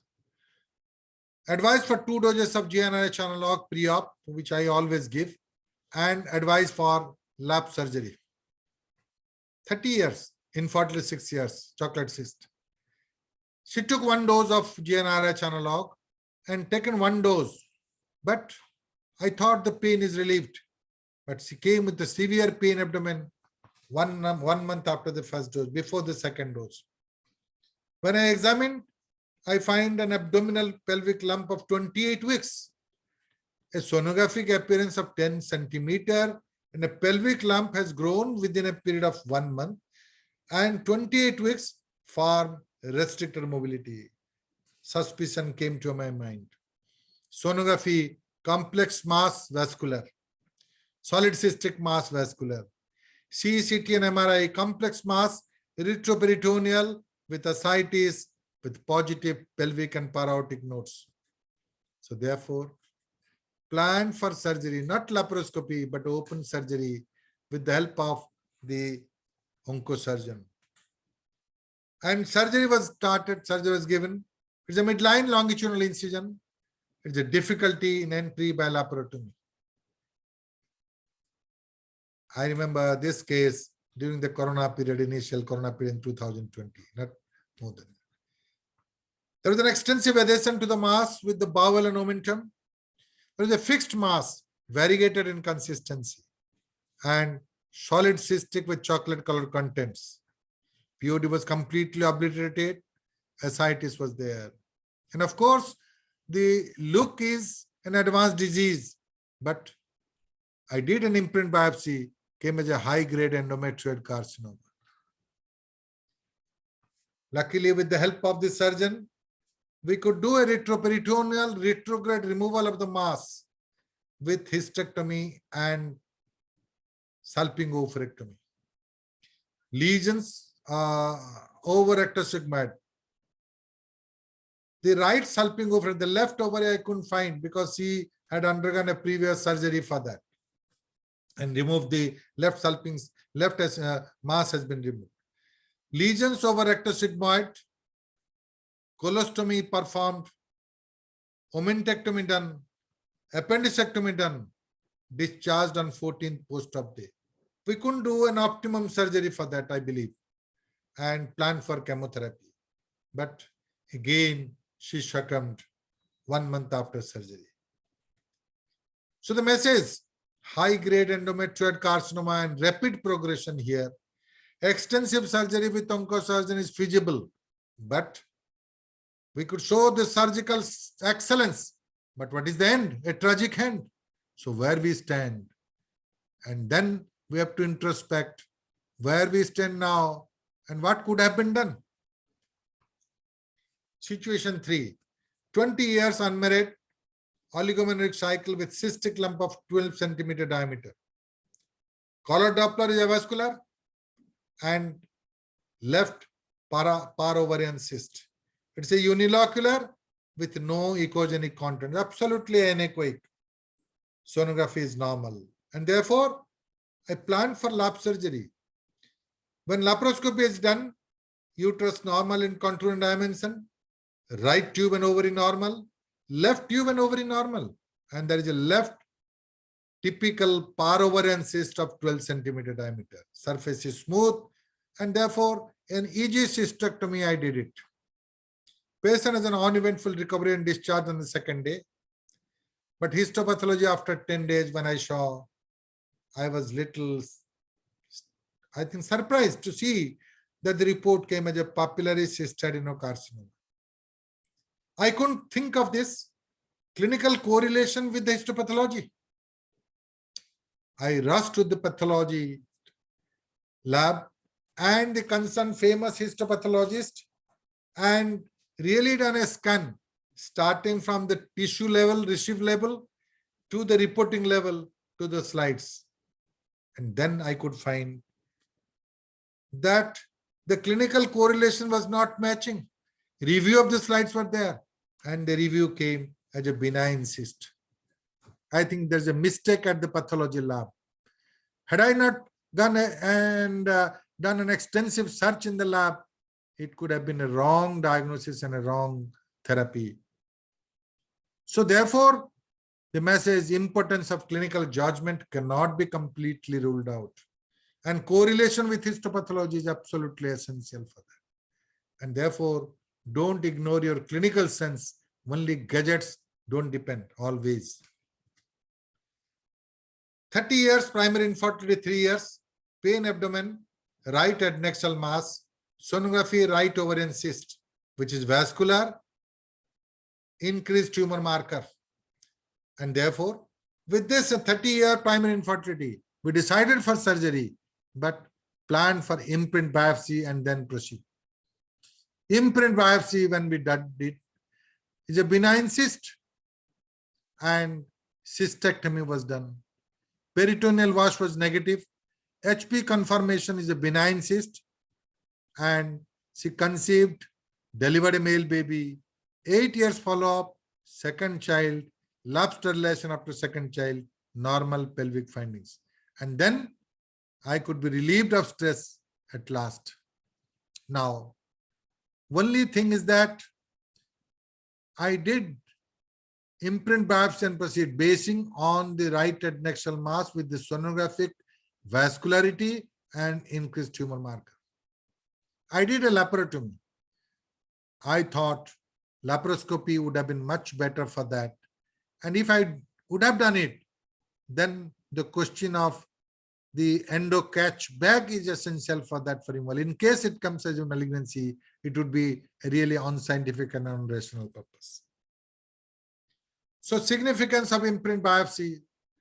In suspicious case, young age, and when conservative surgery is planned, it's of immense value. Believe me, you cannot ignore the place for imprint smear or a frozen section biopsy. Situation 5. 30 years, primary infertility 5 years, planned for diagnostic hysterolaparoscopy as a part of investigation for infertility. Lab, uterus was normal, both ovaries normal, left tube normal, right tube dilated, congested with surface nodules and minimal peritubal adhesion. Left tube spill is thin, and therefore right salpingectomy was done. Tissue sent for HP study, and HP came as a tubal carcinoma. And then review again was done, and again it came as a tubal carcinoma by 2 different pathologists. And then we counseled. She was a doctor, a medical faculty in the teaching hospital, and we counseled.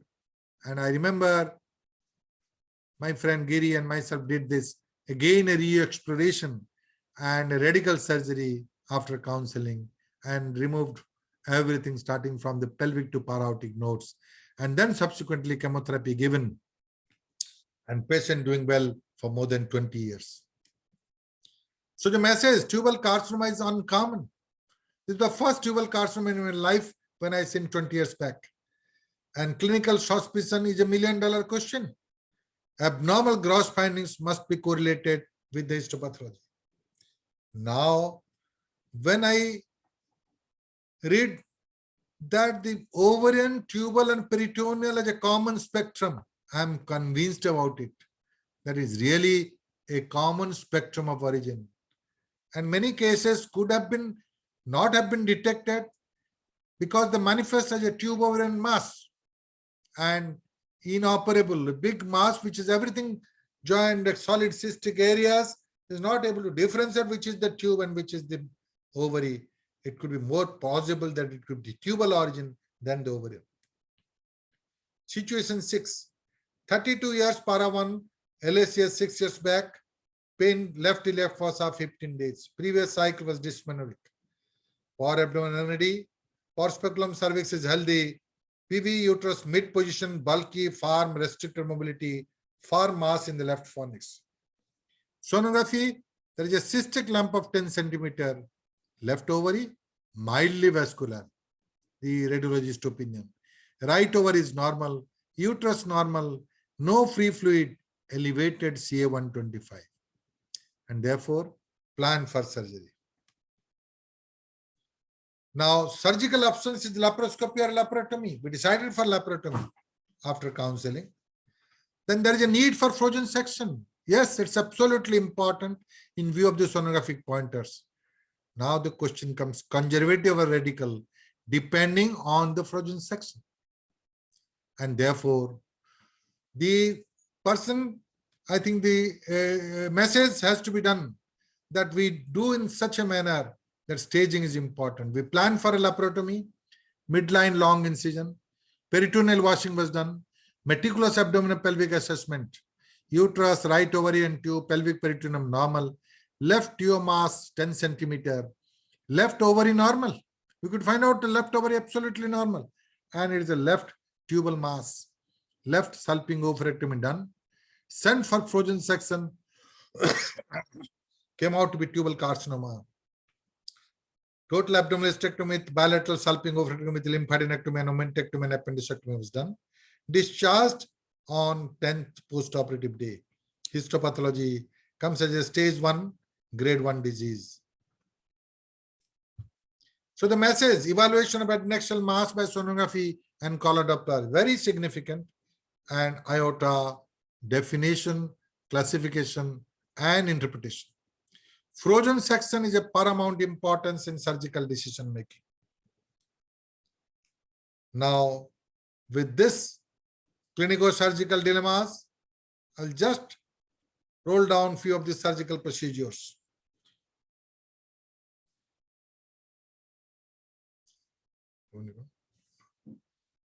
Now, this is a case where a 32 years para 1 presented with left adnexal mass on clinical examination, and sonography reveals a solid ovarian tumor and with ascites, but the vascularity is not there.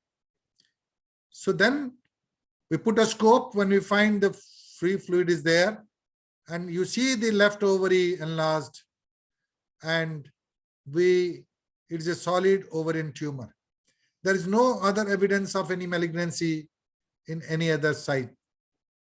So in this particular case, we have opted for a conservative surgery. Para 1, one issue is there, and we opted for the conservative surgery. And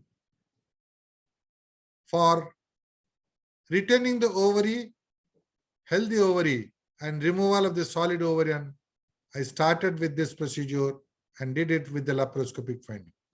So now very important finding is that we find a good cleavage, and then on dissection, we must say that yes, whether the vascularity is there, any point, one point is in favor of malignancy is increased vascularity also. And fortunately, it is relatively avascular, and then we could enucleate the solid mass, and then after that, the healthy ovary could be preserved, and that could be removed by morcellator. At that time, we are using the morcellator also. Now we are very careful that these particular cases, we must be very choosy about whether to deliver it by the cul-de-sac or by morcellator. But basing on the surgical approach also, the things, there is no suspicion of malignancy in this particular, because we get a very good cleavage, surgical cleavage for that. And therefore, this appears to be a solid ovarian tumor. Normally, when we find a cystic ovarian tumor, we are a little happy, but it's a solid or a mixed solid cystic component, we are a little unhappy for that. So this was a case much earlier, about 10 years before, where we did a conservative surgery and removed this solid ovarian tumor completely.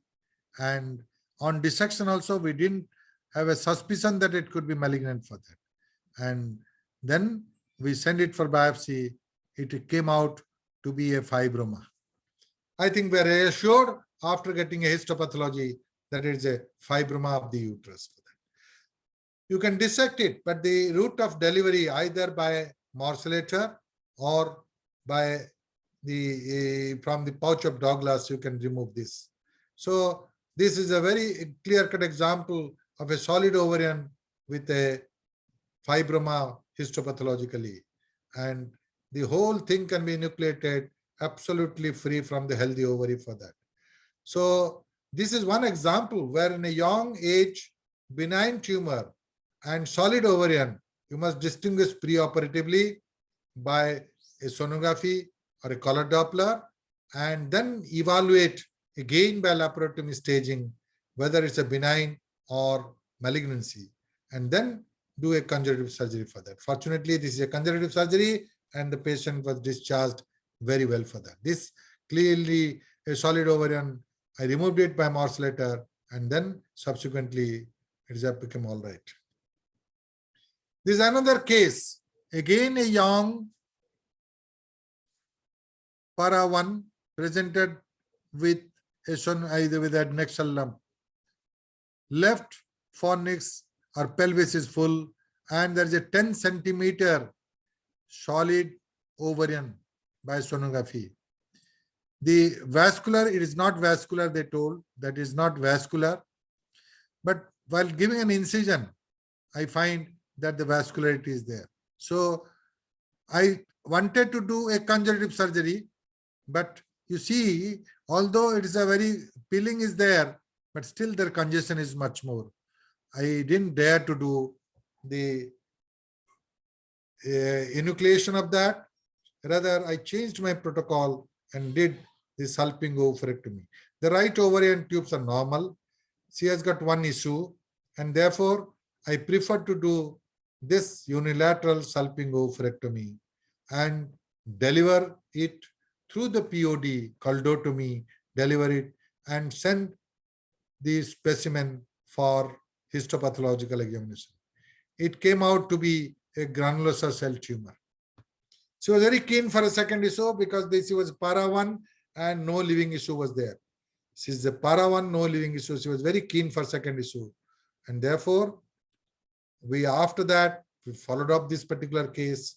And then this is a fertility promoting surgery, which is done. And then she gave birth to another baby and lost to follow up for that. This is again a case presented with primary infertility, and on sonography, I find that there is a adnexal lump of mixed solid cystic. Suspicion is there, and I wanted to contemplate this as imprint biopsy and all that, but the patient was not convinced about laparotomy, and she told that yes, you have to do by laparoscopy. I told that such a large tumor by laparoscopy, I'm not happy with that. But when I put a scope, I found that there is a suspicion. Again, solid cystic, and there was the ascites middle, mild ascites was there. And this is the picture where I wanted to do a unilateral salpingo-oophorectomy by laparoscopy. So because the other ovarian tube is normal, unilateral salpingo-oophorectomy is being done, and the delivery, always I prefer this particular case to have a tissue retrieval from the pouch of Douglas. And pouch of Douglas, I entered in that after removal of that, and the whole thing after removal, I find that is a friable tissue and a clinically high degree of suspicion that it could be malignancy.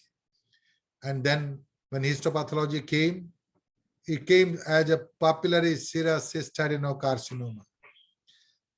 So papillary serous cystadenocarcinoma, I was little worried about that, and I did a unilateral salpingo-oophorectomy, and therefore I consulted the chemotherapist and then planned for the post-op chemotherapy.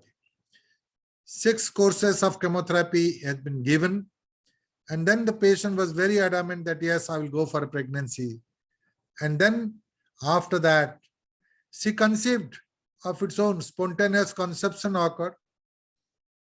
And of course, I was following up with the chemotherapy also, serial CT, MRI, and the sonography I was doing periodically every 3 months. And then subsequently, she conceived, given birth, to a male child, and I hope it is about 2 years back. And then I don't know, it's a loss to follow up for that. I thought that after the childbirth, I will do a review surgery for that and convince her that yes, no more for that. Maybe that she might be wanting another baby, 2 babies for that. But this is really a case where I was really, this is a memorable case of mine where contrary to the science, I couldn't do it and obliged by the patient's opinion and did a conservative surgery, but it has paid. It has paid as far as reproduction is concerned, and she could be a mother after the surgery and chemotherapy for that. And this is how the whole tumor is being excised. And then the big tumor removal is always through the POD. Now, the tissue retrieval has become a great point of debate now after the myoma resurgence, myoma and the United States issues, where the concept of the morcellator, power morcellator has become banned. Either you go for the endo bag and remove it, or go through the pouch of Douglas. This is how, with the coldotomy, with the CCL extractor, I did that. But this can be done by alternate method also. If it is a cystic, I would have done directly 10 mm port, I would have introduced that.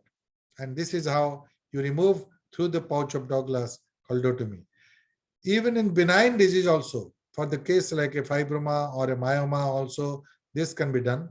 And particularly when there's a big, large size tumor tissue is there, you do better with this particularly POD. Number one is that the spill is relatively less. We can't say that spill will not be there, but spill is relatively less. And it is much better that you do fragments, small fragments spilling all over, and you ignore some parts. I think that is not there here. But this is certainly going to, some sort of spill is there for that. But chemotherapy, I have to give it for that. Unfortunately, patient was really happy with that, and I was happy. This is one case I cannot forget for that, but she's lost to follow up. Maybe that, but one issue is there. I did a cesarean of this particular case, and a male baby was being born. I advised and counseled that you meet me after that and have a follow-up, or at least follow up to any gynec oncologist for that. The records are already there. I don't know about the now after 2 years, what is the status of this particular patient for that. So this is how the POD has become a very good part for tissue retrieval in both benign as well as in malignant tissues. So this is very, very interesting and a dramatic case and a memorable case of mine, which gives an idea that there is a place for conservative treatment, even in a case of malignancy, where a fertility is sparing, and they can be mother for that. And this is important and all that, but don't say that this can be applicable for everything for that. And the question of spillage was also raised in my mind, but spillage is also there. Maybe that a stage 1A disease could be a stage 1C disease, and that's why the chemotherapy helped. And the chemotherapy, 3 courses of chemotherapy, has really helped, particularly this particular case, and without affecting the other ovaries in forms of the ovarian reserve, and she conceived spontaneously for that. And this is how you go through the pouch of Douglas and deliver it. You can see from above the tissues here, how the tissues are friable, and with the small, this is because it's a very big tissues, and with the small opening, this could be done for that. And good peritoneal lavage, I did it after that also. And fortunately, everything, the end result is absolutely good for that. And therefore, the tissue retrieval of malignancy is still a point of debate in the present setup in endoscopic procedure, even with the endo catch bag or POD. The spill is really a part which is to be considered for that. And this is the end of the procedure, where you see that everything has been delivered. You give a good wash, and then on the vaginal side, you can see the tissues.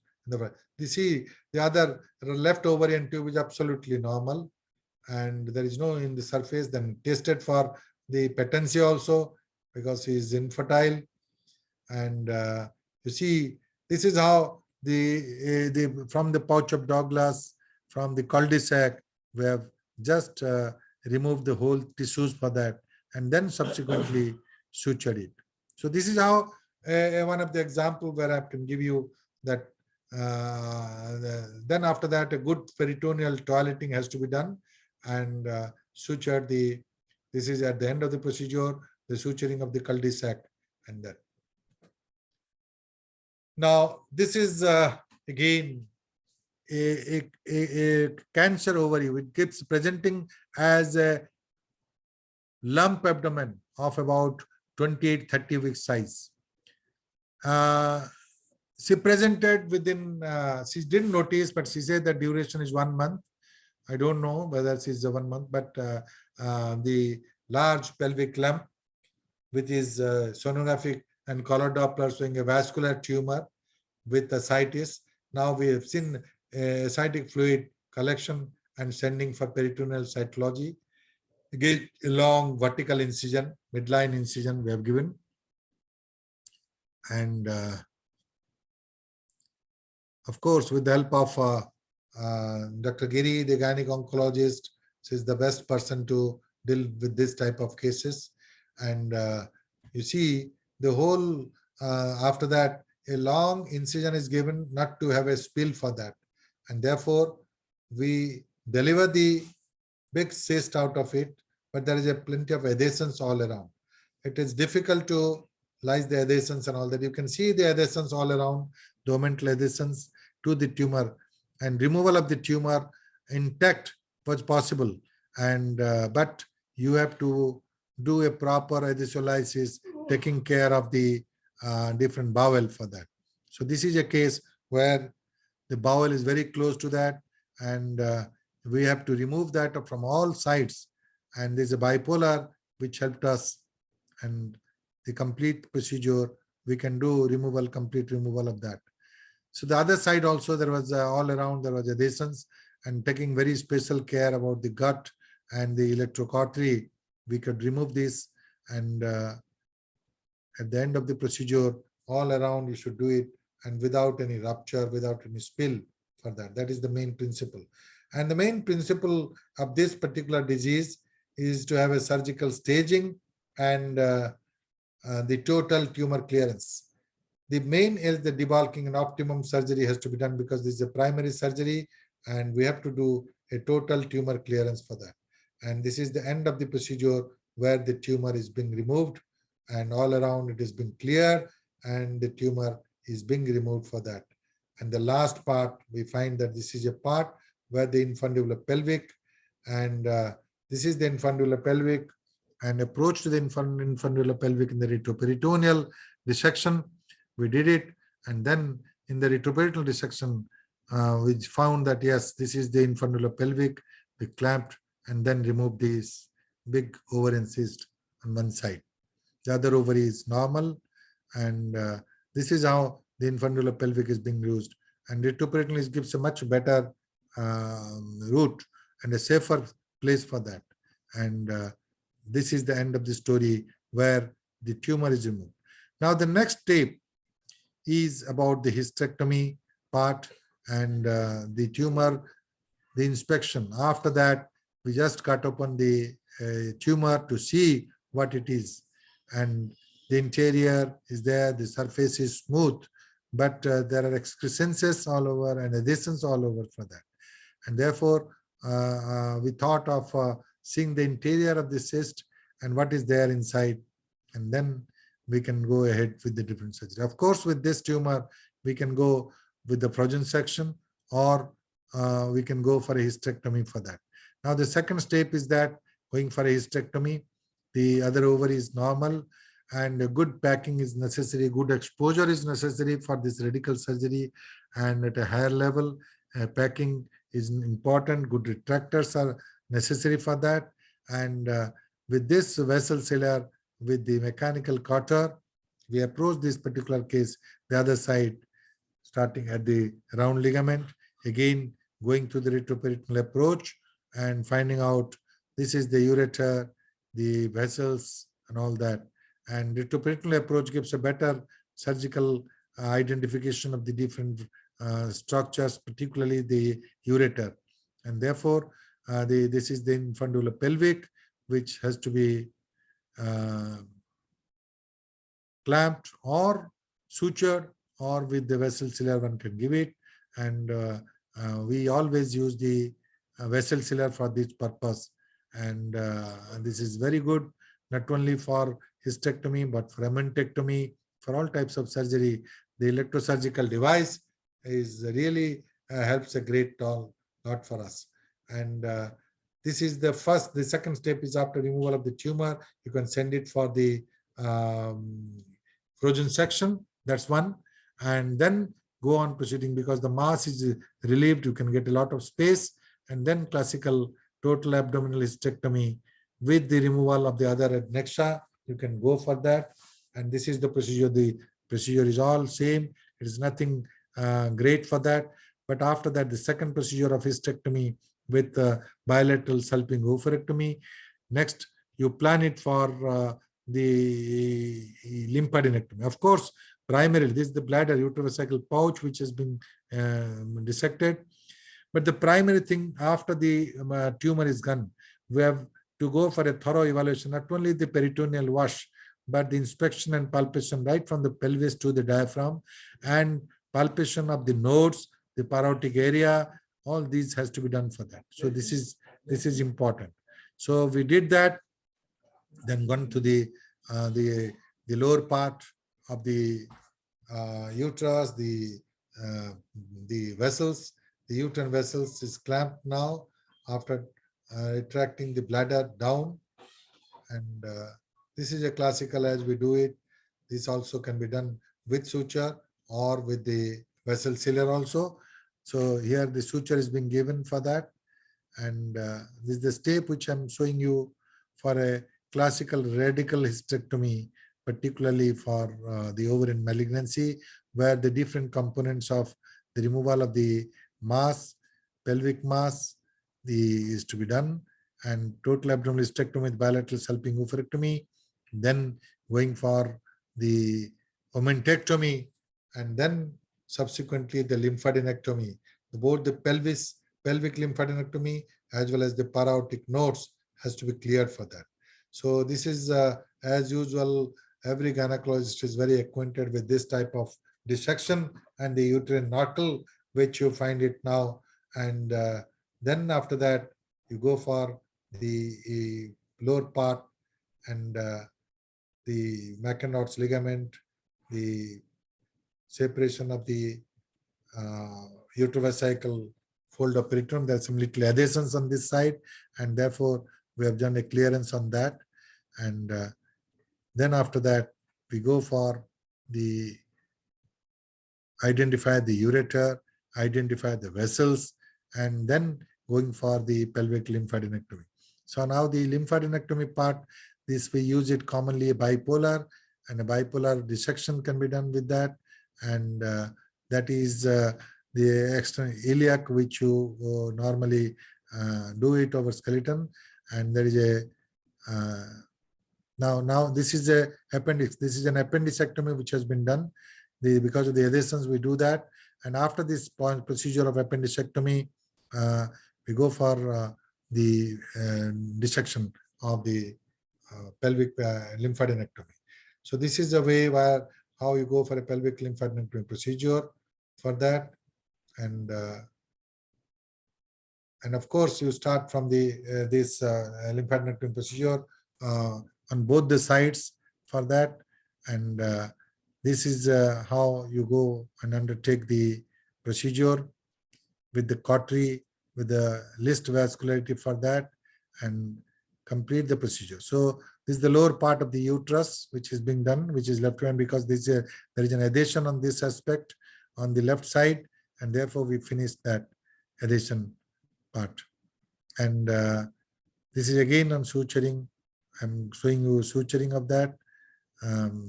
Vessels pedicles, either you can do it or you can do a vessel sealer. And again, the bladder has been done down to have the the Macken-Rod uterosacral complex, and then subsequently close the vault for that. So this is the complete procedure of hysterectomy which has been done. And then the procedure of the pelvic lymphadenectomy has already been shown earlier when we spoke of the endometrial carcinoma. And but here you see that normally in all hysterectomy, you must be very careful about the ureter, and low down the bladder gives a safety for ureter for that. So it is all, as in benign conditions also, the same procedure has to be done in this particular case, but a little after the procedure, you go, and retroperitoneal is very important, and this retroperitoneal dissection is a paramount importance for that. This is the last clamp which is done to remove the uterus along with the, as you see that vault is open, and then complete the procedure for that. Now, the next procedure, we have to go for a pelvic lymphadenectomy, and pelvic lymphadenectomy and either procedure we go. Partly we have done this part when there is an adhesion on the left side and dissected the tissues, and after that you go for a omentectomy. So the infracolic omentectomy with routine, the inspection of the omentum doesn't reveal any suspicion of malignancy or deposits there, but macroscopically it could be so, but microscopic again we'll send the specimen for microscopic section or histopathology for that. So you start at one level, and then with again the cautery, with the monopolar cautery, we are just dissecting it, and whenever there is a oozing, we use the bipolar thing for that, and that is possible, and a oncologist can do very well, taking very precaution to the bowel. And the infracolic omentectomy or a total omentectomy, one can do it with hemostasis. You can use a bipolar as well as the unipolar, with or without the suture, to complete the procedure of omentectomy for that. And at the end of the procedure, you can find that, yes, I've done a good job, because in radical surgery, in cancer surgery, is a radical surgery, you should not compromise, because I have already revealed that the ultimate result is mainly based on the residual tumor. So that is why we say that it's a optimum surgery. It's not a suboptimal surgery. You do it, and optimum surgery you do it. This is an area where you must be very careful about the bowel. Don't compromise the bowel for the blood supply, and then we can do a lot safely with this omentectomy for that. And the whole omentectomy is possible with this bipolar as well as the unipolar combination, but extra care has to be taken over the point where you dissect it, basing on the bowel which is there for that. So don't compromise the vessels and compromise the bowel ischemia for that. But again, same thing is omentum at times is very vascular at certain points of time, and therefore you use the bipolar at the point where you find the vessels, and dissection about unipolar is absolutely very good with this procedure, and we do that and complete the procedure with that. And normally we say that, yes, beautifully it is being dissected all over, and that is, but we didn't find any suspicious areas on the omentum on macroscopically, but microscopically again we'll send it for biopsy histopathological studies and can find out what is that. These are some of the vessels which needs a bipolar coagulation, and of course the dissection is better by the unipolar, and all around you can just deliver it for that. So this is how the whole bowel is very, very carefully selected and noted that it is not a damage for that. because otherwise it's an extensive surgery and a careful monitoring has to be done in many at different stages, and particular attention to the bowel preservation for that. And then this is the leftover part which is there. You just do the omentectomy with that. Yes, now you can find that yes, this part is left behind. This is an avascular area where we touch it with the unipolar, and then if there is a vessels there, we catch hold up either with the bipolar or with this is the bipolar with the cutter system, the pedicle, that we can use it and divide it, and then we find that yes, now we can go clearly, and that all over we can do a clear omentectomy for that. So on both sides, I've finished it, and then going for the central part. This is the central part where the carefully over the bowel, it has to be resected for that. And then we go very clearly above the bowel with the special precaution on the vascular part, and that is left behind. And that is the other side, the central part. There are vessels which is there, and you must be very careful about these vessels. Small vessels bleed a lot, and absolute hemostasis has to be maintained while doing this procedure for that. And this is a procedure where oncologists are very expert in that, and therefore I say that is a domain of the gynec oncologist, not of the general gynecologist, to perform the procedure. And believe me, the radical procedure is always the domain of that is we're doing it regularly.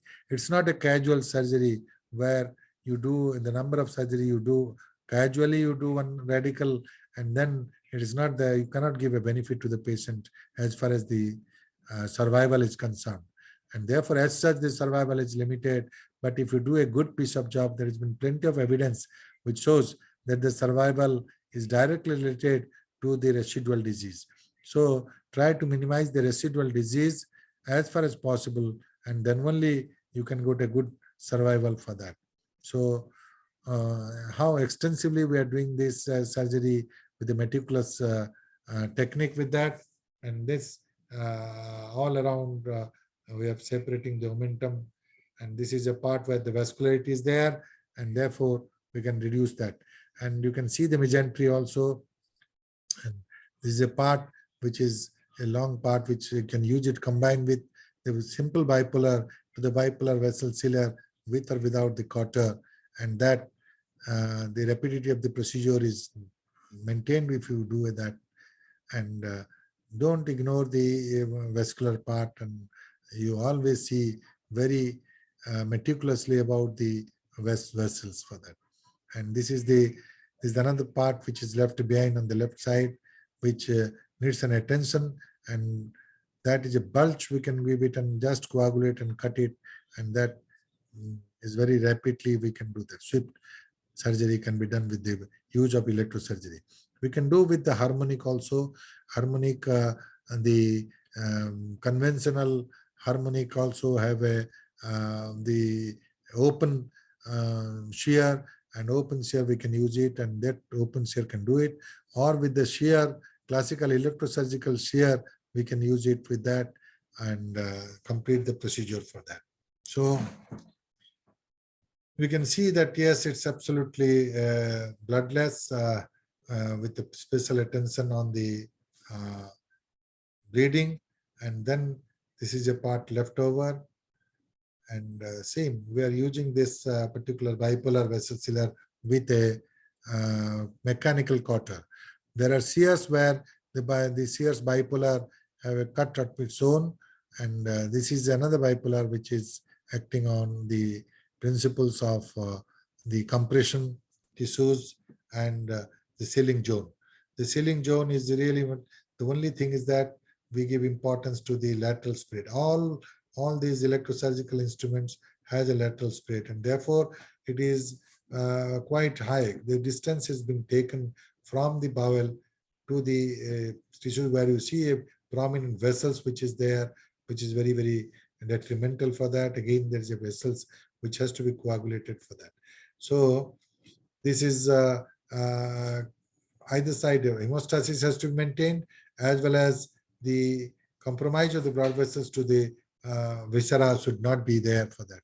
And that is why we use the electrosurgical procedure, and the electrosurgical bipolar vessel system can be a better option for that. And that is very helpful for us to have that. And suture, earlier when this was not there, we're using the sutures, but it takes a long time, and this is very convenient for that. And this is the leftover part. And after that, this is a very big branch where there is a vessels where the combination of suture is there. When you use the suture in some selected cases, when it's close to the bowel, you apprehend some lateral spread and damage to the thermal injury to the bowel, and therefore you do that. Otherwise, majority of the cases we can do it with the vessel sealer, and there is not a problem for that. And this extensive omentectomy, I think infracolic or a total omentectomy is beneficial for the tumor residue and subsequent development of ascites and tumor cake for that. Now we are happy that the whole of the omentum is being removed, and then subsequently we can do the procedure of the lymphadenectomy, pelvic as well as para-aortic lymphadenectomy, and complete the procedure with a drain inside, and then send the specimen for the other purpose for histopathology to find out this. So this is then we go for this again extension to the pelvis, starting this third, that after removal of the tumor as well as the hysterectomy, then you go for the pelvic lymphadenectomy, and this is how you dissect the lateral peritoneum, and this is the ureter which is found. This is a common procedure for all types of pelvic malignancies, and starting from the classical Verdim to the endometrial carcinoma, the same pelvic lymphadenectomy has to be done for that, identifying the ureter, the vessels, and then subsequently going for the extrailiac, interiliac, and then obturator, and then going for the common iliac and reaching at the para-aortic level for that. So this is the same procedure which is done for all cases, and a good exposure is necessary for that. And of course, the surgical skill is very, very important for that. So at the end of the procedure, you just do a good, I think, peritoneal lavage for that, and then you can give a drain on that. This is how you see the extrailiac artery and extrailiac group of chain. In terms of chain, we are removing this particular. This is the procedure where the bipolar helps in not only the dissection but the vascularity. I think wherever there is a vessels, it also helps for that. So it's a dissector as well as the hemostatic mechanism for that, and all these can be very well done with the help of this bipolar forceps. With the dissector or with the seizure also you can do it, and there are many seizures with the bipolar electrosurgical device. With the seizure also you can do. But this bipolar forceps is much better with that. You can identify each piece and then deliver. And see the skeleton of these vessels where we do that on both the sides, and identifying this is the extrailiac vessels, then go for the common iliac and the obturator vessels, and then the interiliac and the obturator, and then common iliac, and complete the pelvic lymphadenectomy, starting from the bottom and from the pelvic floor till the pelvic brim. You can do that, and after that you go for the para-aortic dissection. And this para-aortic dissection is mandatory, particularly in all ovarian malignancy, and that is the procedure in which we can do an en bloc. In chain we can remove this instead of a group individual lymph node. So this is a chain en bloc. We have removed it, and then comes the interiliac and para-aortic, the interiliac and common iliac obturator group, where we can remove this And this is the nerve, ilioinguinal nerve, which is there, nerve sparing. We can see that. And this is the anatomy, which is very clear here. The common iliac, the external iliac artery, the external iliac vein. Then we go for the internal iliac vein and internal iliac lymph nodes, group of lymph nodes, and then the obturator. And we find the obturator nerve. This is the landmark where below it there is nothing inside. So if you find an obturator nerve, this is the internal iliac and obturator group of lymph nodes. We start at the lower level and dissect it with the same procedure with that, and you identify the obturator nerve. That is the part below obturator nerve. There is nothing inside, nothing below it. So that is the landmark point, and above it lies the internal iliac group and the obturator group of lymph nodes, where you just dissect it and find it out where is the obturator lymph node for that. And therefore, this you can find now, you can see that the obturator nerve is just appearing. We can see that. And after this gland, we can clearly identify the anatomy. And then just this is the obturator nerve. We can find it out above the nerve. Don't go below the nerve. There is no nerve, no node found below the nerve. And this is the landmark where you do it and remove it in chain, so that you find out the obturator node along with the internal iliac node, and send it for biopsy for that. So this is how it's done with a very good surgical technique, without any big blood loss or any exigencies for that. And that completes the procedure. You do it in the opposite side, and the lymphadenectomy is complete. This is a complete procedure of pelvic lymphadenectomy, and this is the upper part and the upper end where you find out with that.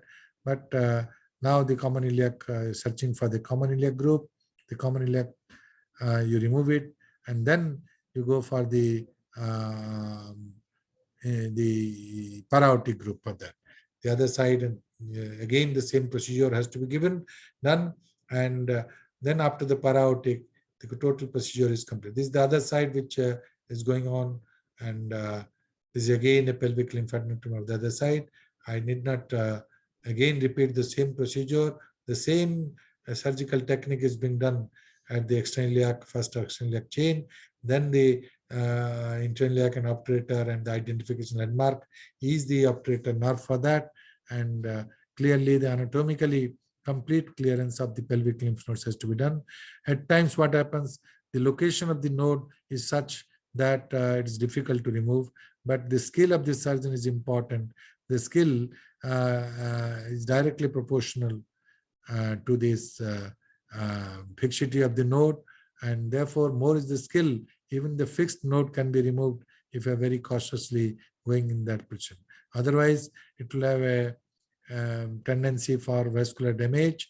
Although there are risks, if your surgical skill is good, you can do it with a completely uneventful recovery and complications with that. So this is the same procedure which I'm doing it on the opposite side, and this is a node which is very, very fixed to it, and this is most probably could be a positive for that, a big node which is there, and suspicious of that. And this is possible with the slow dissection in the correct plane, and with the help of the bipolar as well as the electrosurgical device. This gives an whole block of the gland is out for that. So this is a very, very important part of the pelvic procedure of pelvic lymphadenectomy. And in all genital malignancy, this is a common thing. But in ovarian malignancy, you should be very, in addition to the pelvic glands, you have to remove the para-aortic nodes. And that is little difficult. That needs a lot of surgical expertise and identification for that. So para-aortic is little difficult, and people who are skilled in endoscopy, they can do an endoscopy, laparoscopic para-aortic also, they can do it for that. And this is how you remove the pelvic nodes and then go for the para-aortic for that. So ultimately, the main procedure in the case of the ovarian cancer is abdominal hysterectomy with bilateral salpingo-oophorectomy, with pelvic lymphadenectomy and para-aortic lymphadenectomy, with or without appendicectomy. Appendicectomy is only for restricted people, advised for the mucinous cystadenocarcinoma, but other epithelial, you may or may not do it. But the omentectomy and pelvic and para-aortic lymphadenectomy are mandatory thing. You see the clearance, how it is being done with the procedure on the other side. For that, these are small vascular tweaks which has to be removed for that. So this is how we do that, and then go for the para-aortic dissection. And this is a para-aortic dissection which is being done. I've shown in my last episode also about the para-aortic dissection, and this para-aortic dissection can be better dealt with precision with the incision higher up, and better if a long incision is given, and that is the main advantage of giving a long incision for the para-aortic for that. So this para-aortic can be better dealt with that. And this the question of this is a case we find the para-aortic nodes very clearly seen and dissected out. And so lymphadenectomy, both para-aortic and pelvic lymphadenectomy are mandatory in a case of ovarian carcinoma for that. And then the whole procedure is completed with the anatomy very well seen with that. And then subsequently we can go for the other procedures for that. And at the end of the procedure, you can see the survival rate, 5-year survival rate has become very good for that. And after that procedure, you just see whatever that, and each individual thing has to be sent for a study, and we can do a lot of good job for that. And these are all cases where there is a vessels which is being removed for that, and the coagulation and appropriate hemostasis is mandatory in this particular case for that. And this is the other side of the para-aortic lower group which is there, and it is removed with that same technique of using with the bipolar forceps with the hemostasis for that. And the whole procedure takes really a precision and a patience, particularly for the oncosurgeon, to give a good results for that. And this electrosurgery gives a very helpful hand in terms of precision, in terms of good hemostasis, as well as the rapidity of the procedure for that. And remember that this is although a domain of the gynecological oncologist, at times when the procedure comes in terms of the bowel involvement and very advanced disease, we needing a resection anastomosis or a colostomy or removal of the rectosigmoid or a diversion. I think the help of the general surgeons could be taken, and in addition for that. So this case is a very important case to deal with, and the meticulous surgical skill has really contributed to the increasing trend in survival for that. And that is the end of the story, where you just evaluate and find out, and then do the procedure for that. So this is again a patient remnants of the tissues which is left behind. So the main purpose is that any suspicious, this is a part where if there is a suspicious tissue, it has to be removed, because I have told that optimal surgery is there, which is important for that. Now, this is another case where it came out to be tubal carcinoma. And again, this is a case where tubal carcinoma, we have done the same procedure as a radical procedure in a previous case. And this is really a rare case, but again convincing that the spectrum is one: ovarian, tubal, and peritoneal. But the procedure is all same tissues have been removed, the total abdominal hysterectomy with bilateral salpingo-oophorectomy with omentectomy and pelvic lymphadenectomy and paraortic lymphadenectomy for that. And the same procedure, we do it for that after removal of the uterus and tube as shown here. We have just cleared all these, and the procedure is all same as you have shown you in that particular case. And at the end of the procedure, you can find this. And end of the procedure, you can find the omentum is there, clearly widely seen for that. And you can see the uterus, and it appears it's a tumor mass. And on meticulous dissection and cutting, you can find that it is arising from the tube, a distal part of the tube, and it's a tubal growth. And you can see clearly the ovary, normal ovary. The ovary is absolutely normal. We can see that this is the tube, which has in a distal part has given rise to this growth. And you can see clearly the ovary. So the ovary is very clear. After dissection, we can find, as because this forms a tumor mass, this is the ovary. I think everybody can appreciate that this the normal ovary can be seen, and this ovary, and this is the tube. This is the ovary which is in a normal ovary, and you can identify that this is arising from the tube. So this is a tubal carcinoma, which is in the same spectrum as that, but the treatment modality is all same as radical as the ovarian particularly, and all the things and steps are all same for that. Now this is another example where we give a retrograde retroperitoneal, just giving a hints of that, a small thing. You're going for the posteriorly, the pouch of Douglas is there, and you go for a retrograde retroperitoneal. So this is anteriorly, we find that the uterus and the cervix we find out, and then you dissect it at that level, the vagina, the posterior wall, and going to that cleavage, you go retrograde and retroperitoneal and go over the rectosigmoid. And the rectosigmoid affection, if the rectosigmoid is superficially involved, you take a strip of this rectosigmoid without the cutting that. Otherwise, if the rectosigmoid is involved, then you have to do a diversion, and then either with or without the removal of the sigmoid and in block. So this is being done either with the stapler or with the suture, with the open thing suture. But this is how the procedure is being contemplated, that you go from anterior to posterior, dissect it, and so that the residual disease could be eliminated, and you can do the job for that.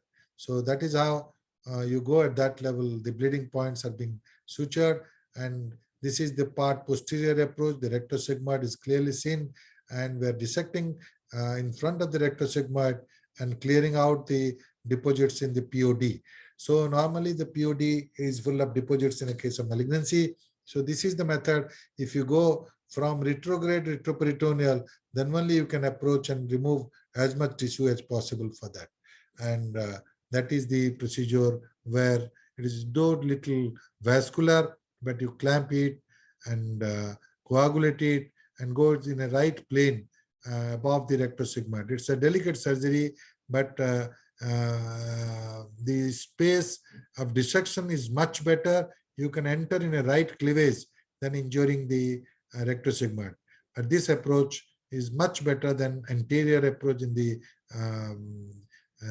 I think from posterior to anterior. We are going from anterior to posterior and retrogradely dissecting it from the rectosigmoid.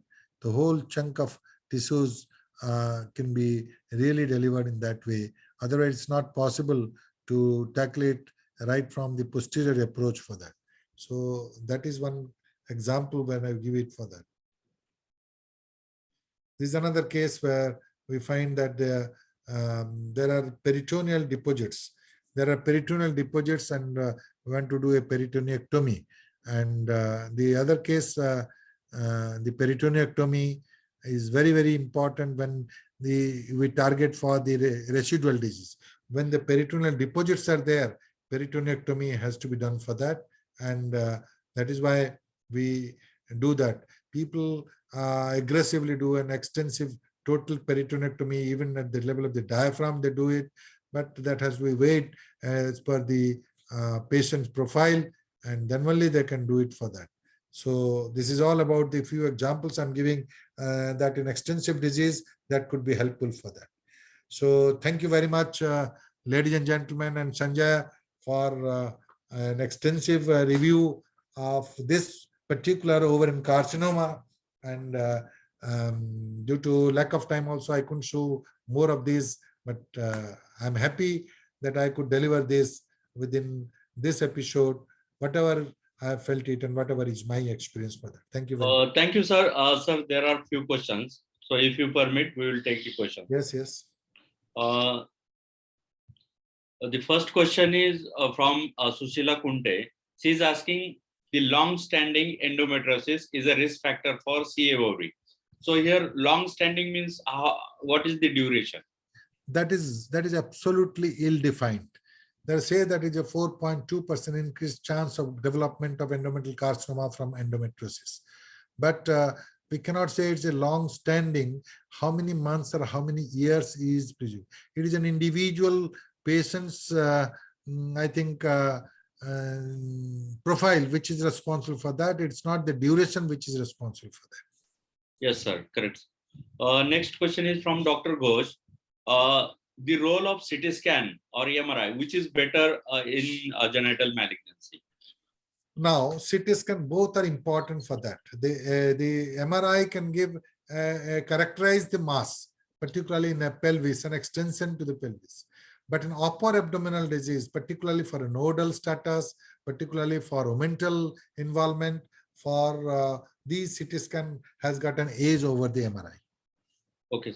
Sir, next question is from Dr. Nilofer Kerala. She is asking, what is the optimum debulking in surgical management of ovarian cancer? That's what I'm telling, the total tumor clearance, the residual tissue. The residual tissue optimum surgery when it is less than 0.5 centimeter. Okay, correct, sir. Next question is from Dr. Priti. What is the best method for ovarian cancer staging? CT, MRI or surgery? I think there are two types of staging for that, preoperative staging and surgical staging. Surgical staging is absolutely the final staging. Preoperative, you can guess it, and then there is a place for neoadjuvant therapy. Otherwise, staging means it's a surgical staging, either by laparoscopy or by laparoscopy. Yes, sir. Correct. So that's all, sir. Thank you very much for your time. Thank you. Please stop. Thank you, sir. Thank you, Sanjay, and the whole team.